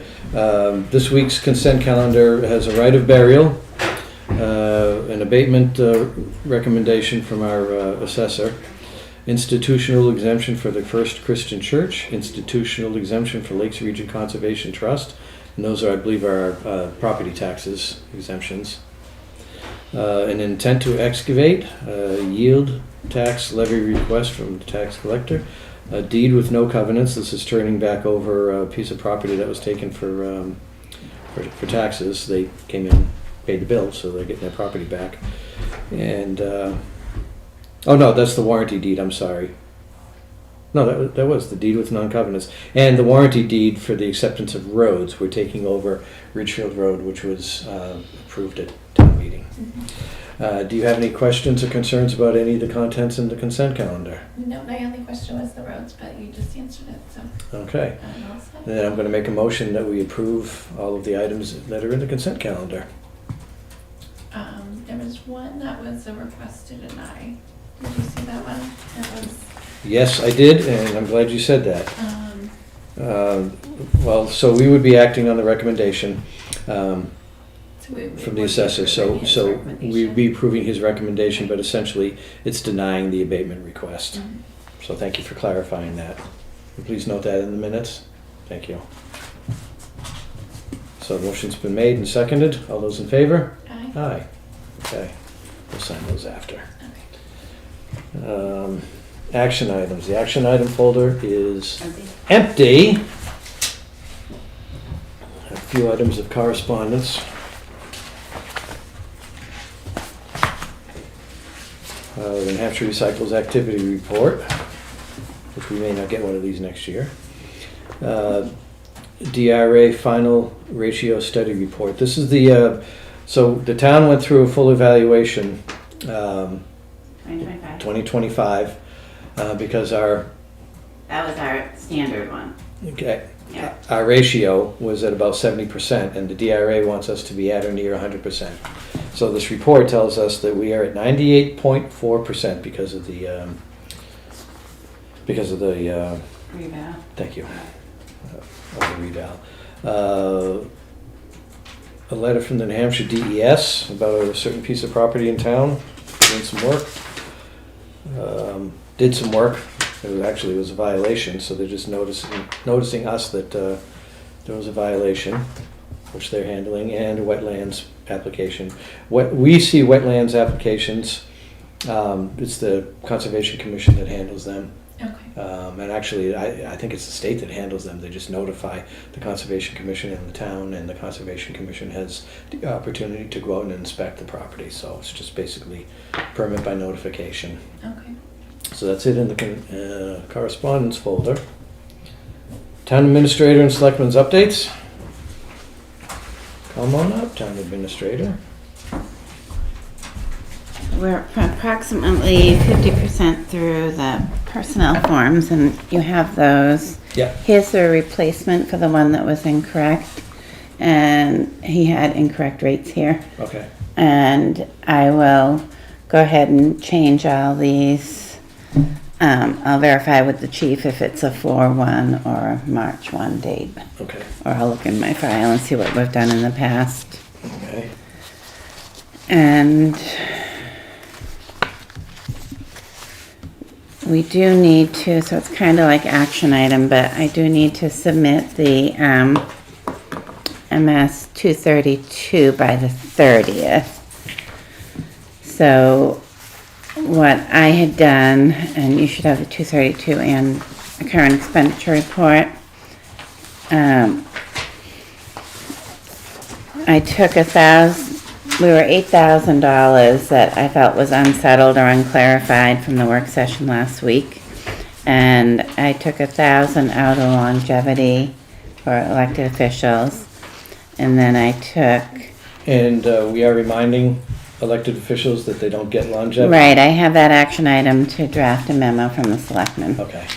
Okay, and then I took 3,500 out of Parks and Rec and 3,500 out of Transfer Station. That's reflected in the 232. And as I mentioned earlier, if it happens that, say, finance admin is, you don't spend the whole budget, but you spend a little more in Parks and Rec, that's okay as long as the selectmen don't overspend your bottom line. And keeping, routine conversation with the department heads. But I felt like Parks and Rec was under budget enough last year that we were able to get the docks. So I thought that was a good trend in the last couple of years. They haven't spent their budget. And as you just heard from Chris, there's different places in his budget he can cut. And I just took it out of the second in command line that we had kind of talked about. So, We may have to postpone that hiring for a month, maybe? yeah. Okay. And he's in the personnel action forms, because he just gave me his as well, which I've checked. The one that per diem, he's being moved down from an 11:11 to a 8:10, so that is going to take place immediately. Okay, good. So all that'll happen. And then we just, with the NRRA, we found $6,600 of your 8,000. 7,000 actually.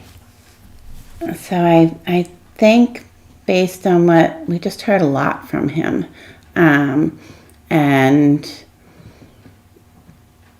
if there's a way to do the brush differently with the fire department and going to that other person who will chip it, it sounds like there might be a lot of places there. And I am going to ask him to come in and sit with me and go over his line items carefully, because NRA does have a benefit. So I don't know if I would jump to not renewing that immediately. I might delay it and It's pretty high on the list. go over the other items. Okay. Well, I hope, Because we don't have a quantitative number around delaying a new hire. So if we can put some quantitative numbers around that first, I'm going to recommend that you do that before you just say, let's not sign up for this organization. okay. Because I'm ready to. We pretty well vetted that right here at this table tonight. I didn't see the numbers or the depth, but of what he was showing you guys. Okay. But, Well, yeah. you guys work it out, Okay. and I'm ready to listen to your recommendation. All right. Great. So these also go in that folder now. So I'm waiting for the libraries, my own, and then a couple others. When I say my own, I mean me and Cammie and Ashley. Yep. So, Yep, the ones you're responsible for. yeah. Okay. So to go back, are you good with the 232 right now? Do you have questions? What do we want to do? I had a question Mhm. about the conservation administration line in the MS 232. It's on page 4. And I was working on this from this document that we worked on last Monday, so I may not be pulling the same. So I saw on here, Right, they're not, this is yeah. the 55,126, and this was 20,126. And I just wasn't quite sure, and perhaps there's So, more that yeah, goes see into this column? 36 is warrant article 36, Okay. 40 is warrant article 40. So Okay. this is only operating budget, so Gotcha. this is only warrant article 40, this Okay. number. So warrant article 36. Is on top of this. And that would probably be the $35,000 appropriation for the study, Right, the annual Thank you. study. that yeah, we the do. brook. The 90 Mile Brook Yeah. study. Between us, we got it. Yep, Thank you for explaining Yeah. that. I appreciate it. yep. And so if you look at page 5 of the MS 232, under the articles, you can see all the articles that were capital reserve funds, So all the articles that were worded, put this much in expendable trust fund or capital reserve fund, that's where that is. Thank you, Audrey. Yeah. And on page 4, in capital outlay, there's also other warrant articles down there based on the forestry truck, Jack's truck, any equipment we're purchasing. Is paving in here? No, that was a capital reserve fund Okay, or an expendable trust. okay. One of them. Must be expendable Expendable trust because trust. that's higher. It's higher dollars. Yeah. So it all has to tie back. Everything has to tie back to the warrant articles that were approved. And that all ties back to the minutes Jen does. And then it's like a test, DRA. Well, it's good. Is this complete? Yes. So I can finalize it in the DRA system. I'll type your names in here and I'll have it with the checks for you to sign. Okay, do you need a motion? It's up to you. If you want to approve the 232 as printed. Do we need a motion? Sure. Yeah, it's money. I'll Yeah. make a motion to approve the MS 232 as drafted. And I second. All those in favor? Aye. Okay, You did terrific. have questions, but those are answered. Good.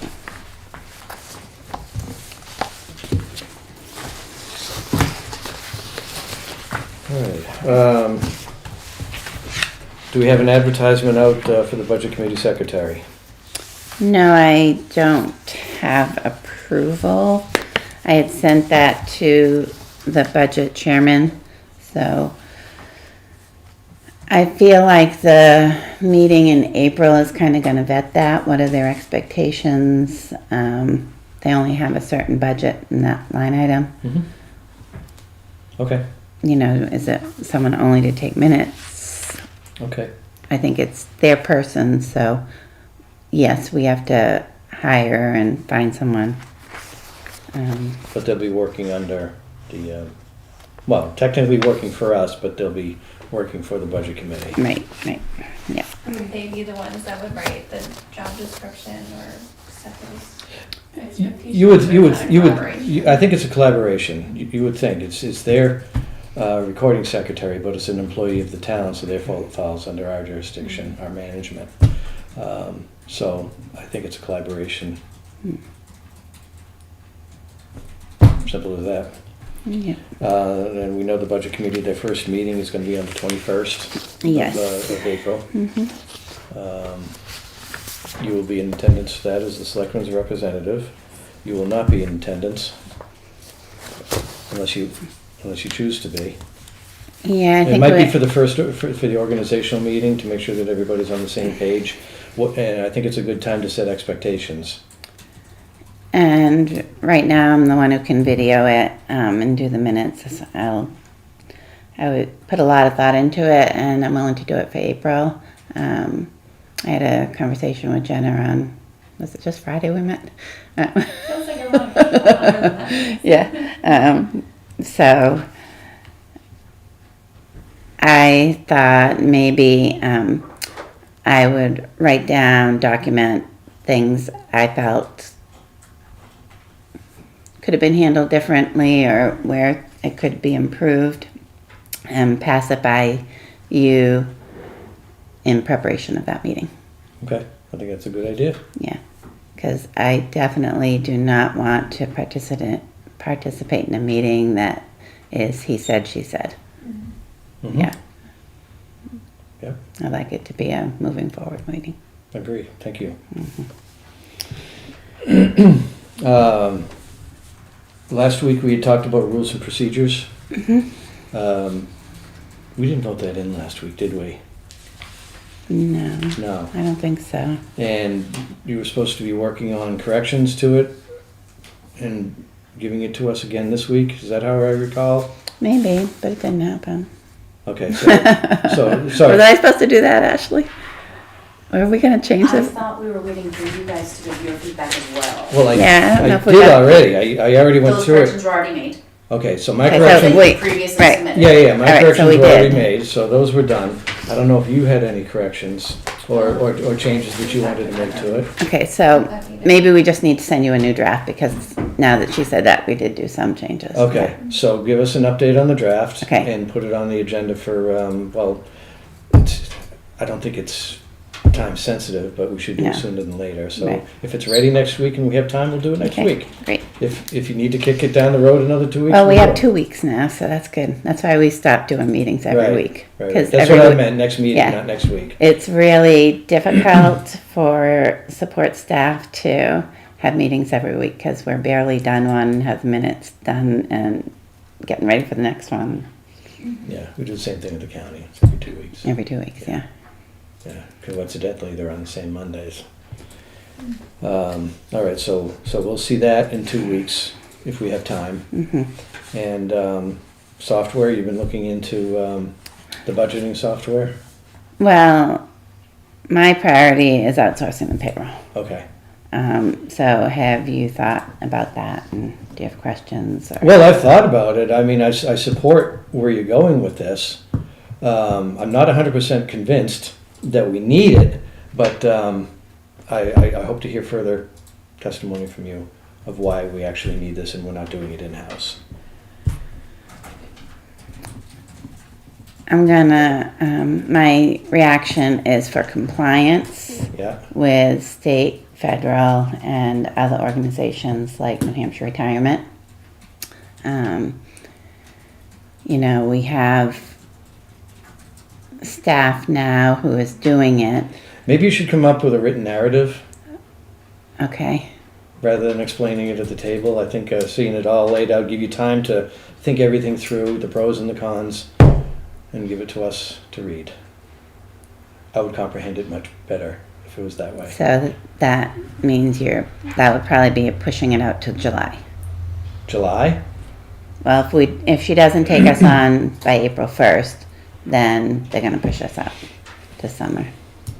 And it would be Is nice this to, something that you wanted us to decide on tonight? I would like to. And, I'm not sure I'm ready to decide on it tonight. we could go into non-public on it. What would be the reason for non-public? Reputation, yeah. Okay. Okay, I see where you're going with that. Okay, can do a non-public at the end. Okay. All right, and then there's also the budget software.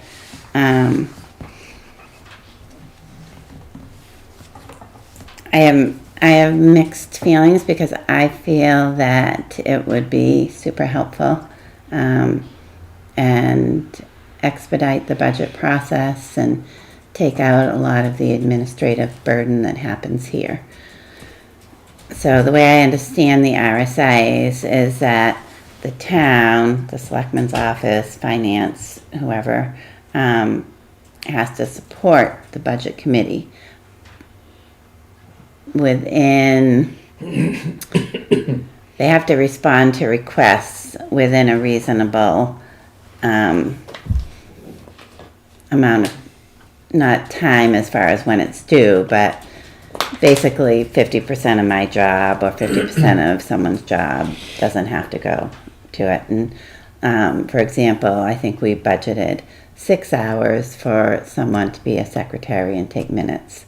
And this past budget season, it became more like 16 to 20 hours for each meeting.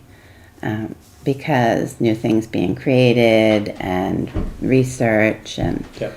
so that's why I think it would be an advantage. So, I sat through the presentation from MIT, That was ClearGov. ClearGov. I sat through somebody's presentation for the budgeting software. Yeah. As well as one of our members of the budget committee sat through that same presentation.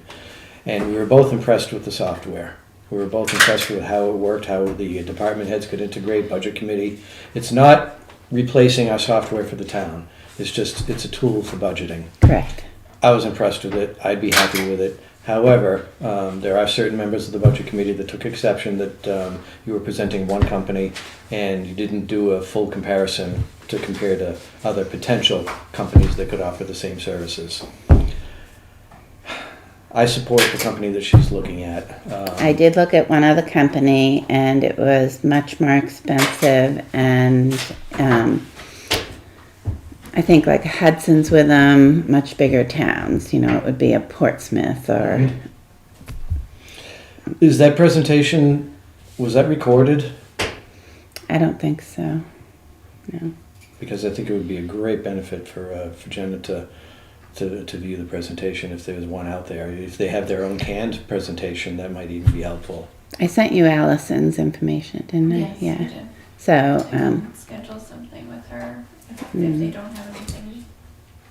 I think it'd be a good idea for you to be on board, to take a lock at it, to Oh, for educate sure. yourself as much as possible on it, and either be on board or not, one of the two. Okay. So I can reach out to her and schedule Mhm. an Yeah. update. And you did mention that which I can't remember which day the email came from, but towards the end of last week. So I will schedule that.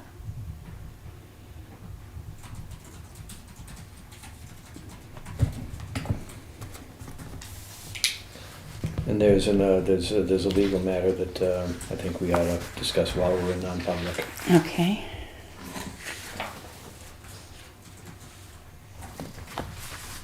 Those are the questions that I had. Are you all set with your update? I am. Yeah. I did send a draft I saw that. of Looks good. my note for Dan. He sent an email to me in a separate email address other than the update. He reached out for our gentle nudge or first nudge. I can't remember what he called it. And he said if we have more content, he would love to have more than just the newest Selectmen article. So I was kind of brainstorming. He said we could do almost a Selectmen's corner, where I think it would be helpful to include those updates we talked about, like the CIP committee volunteers. Yeah. We had a few other updates in there. And I mentioned to Audrey potentially something that I think would be honorable is looking back. Chip did serve 12 years in Borough, and maybe calling out a few of the projects he worked on and giving him the credit to those within that update. I don't have quite all of that information on those projects, so I might need a little help coming up with things to share if you think that would be a good place to share that. Yeah, I think absolutely you should dedicate at least a nice long paragraph to him. One of the things that I do when I write my articles is I go through the minutes, because all of what we do, all the highlights of what we do are well documented in the minutes. And going back over the last 6 months, it's an easy thing to do to come up with information. But you want to get specific about certain projects. I think he was absolutely integral in the solar project. That was his. Yeah. I think he needs to be there for a ribbon cutting. Yeah, Yeah. he drove that bus for the solar project, absolutely. The police station, he was he was basically in there from the beginning. He should probably be at the ribbon cutting for the police station too. Absolutely. And there were some other not so big items that were just as important that he worked on with you. I can't recall off the top of my head. Maybe you can. Yeah, prior to me coming, you already had the, what do you call it, the 19-mile dock? The Pier Union Wharf. Union Wharf. The Union Wharf reconstruction project. That was his. Well, his and the previous board of selectmen. I know Guy was just as involved in that, as was probably Bill Markison when he was on board. It got finished when I came on board. Yeah. But you don't have to do this now. Yeah, and I was just going to say, my observation too is that he was really the financial compass to a lot of your decisions and Financial compass and legal compass. He's got a financial background, as a business owner, and he's got a legal, I don't want to say professional legal background, but his wife being a judge, his family being in the law business. He's quite knowledgeable. Well, that's a good starting point. And I think he would be open to a conversation. Yeah. Absolutely. Would you be able to send me his phone number? Sure. Okay, thank you. It's a challenge to get through his phone number. Or email, whatever. You may have Audrey may have to put in a phone call ahead of time and have him call you. That's the way it worked for me last time. Yeah. Okay. Because his phone system, he's got a phone system that blocks numbers, and he didn't let me through. But he let Audrey through. I feel like today, anything that comes up that's not in my contacts, it's potential spam. Oh my Yeah. goodness. Yeah. So I'm marking that, so, okay, thank you. Hmm. I think that was all of my business Okay. at the moment. Yep. I don't have anything to update on. We've been talking about everything that I would have talked about. So we're good with town administrator and selectmen's updates. Any other business that we need to conduct? Yes, we need a non-public. So we're gonna wrap up the night with a non-public. So I'm gonna make a motion that we go into non-public under RSA 91A:32C, which is reputation, and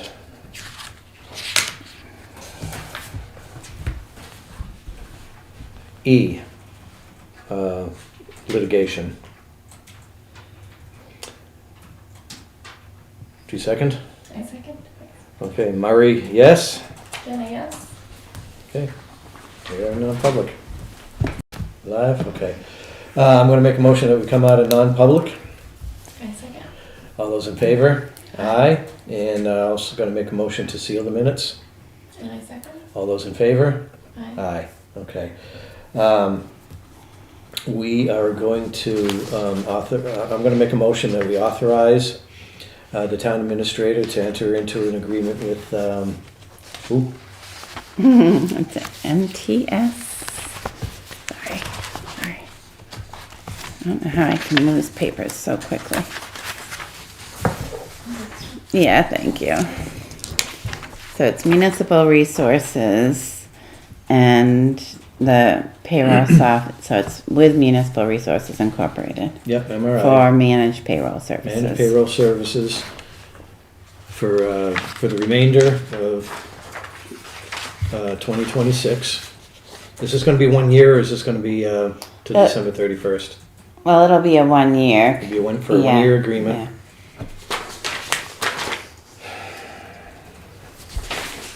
For 14,000. For the amount of $14,000. And I second. Any further discussion? All those in favor? Aye. Okay. And Thank you. for a legal matter that we have before us, I'm gonna make a motion that we authorize the attorney that was discussed earlier to be hired for... Do I want to put a sum in? Do I need to put a sum in? I normally would, I would say up to a certain amount.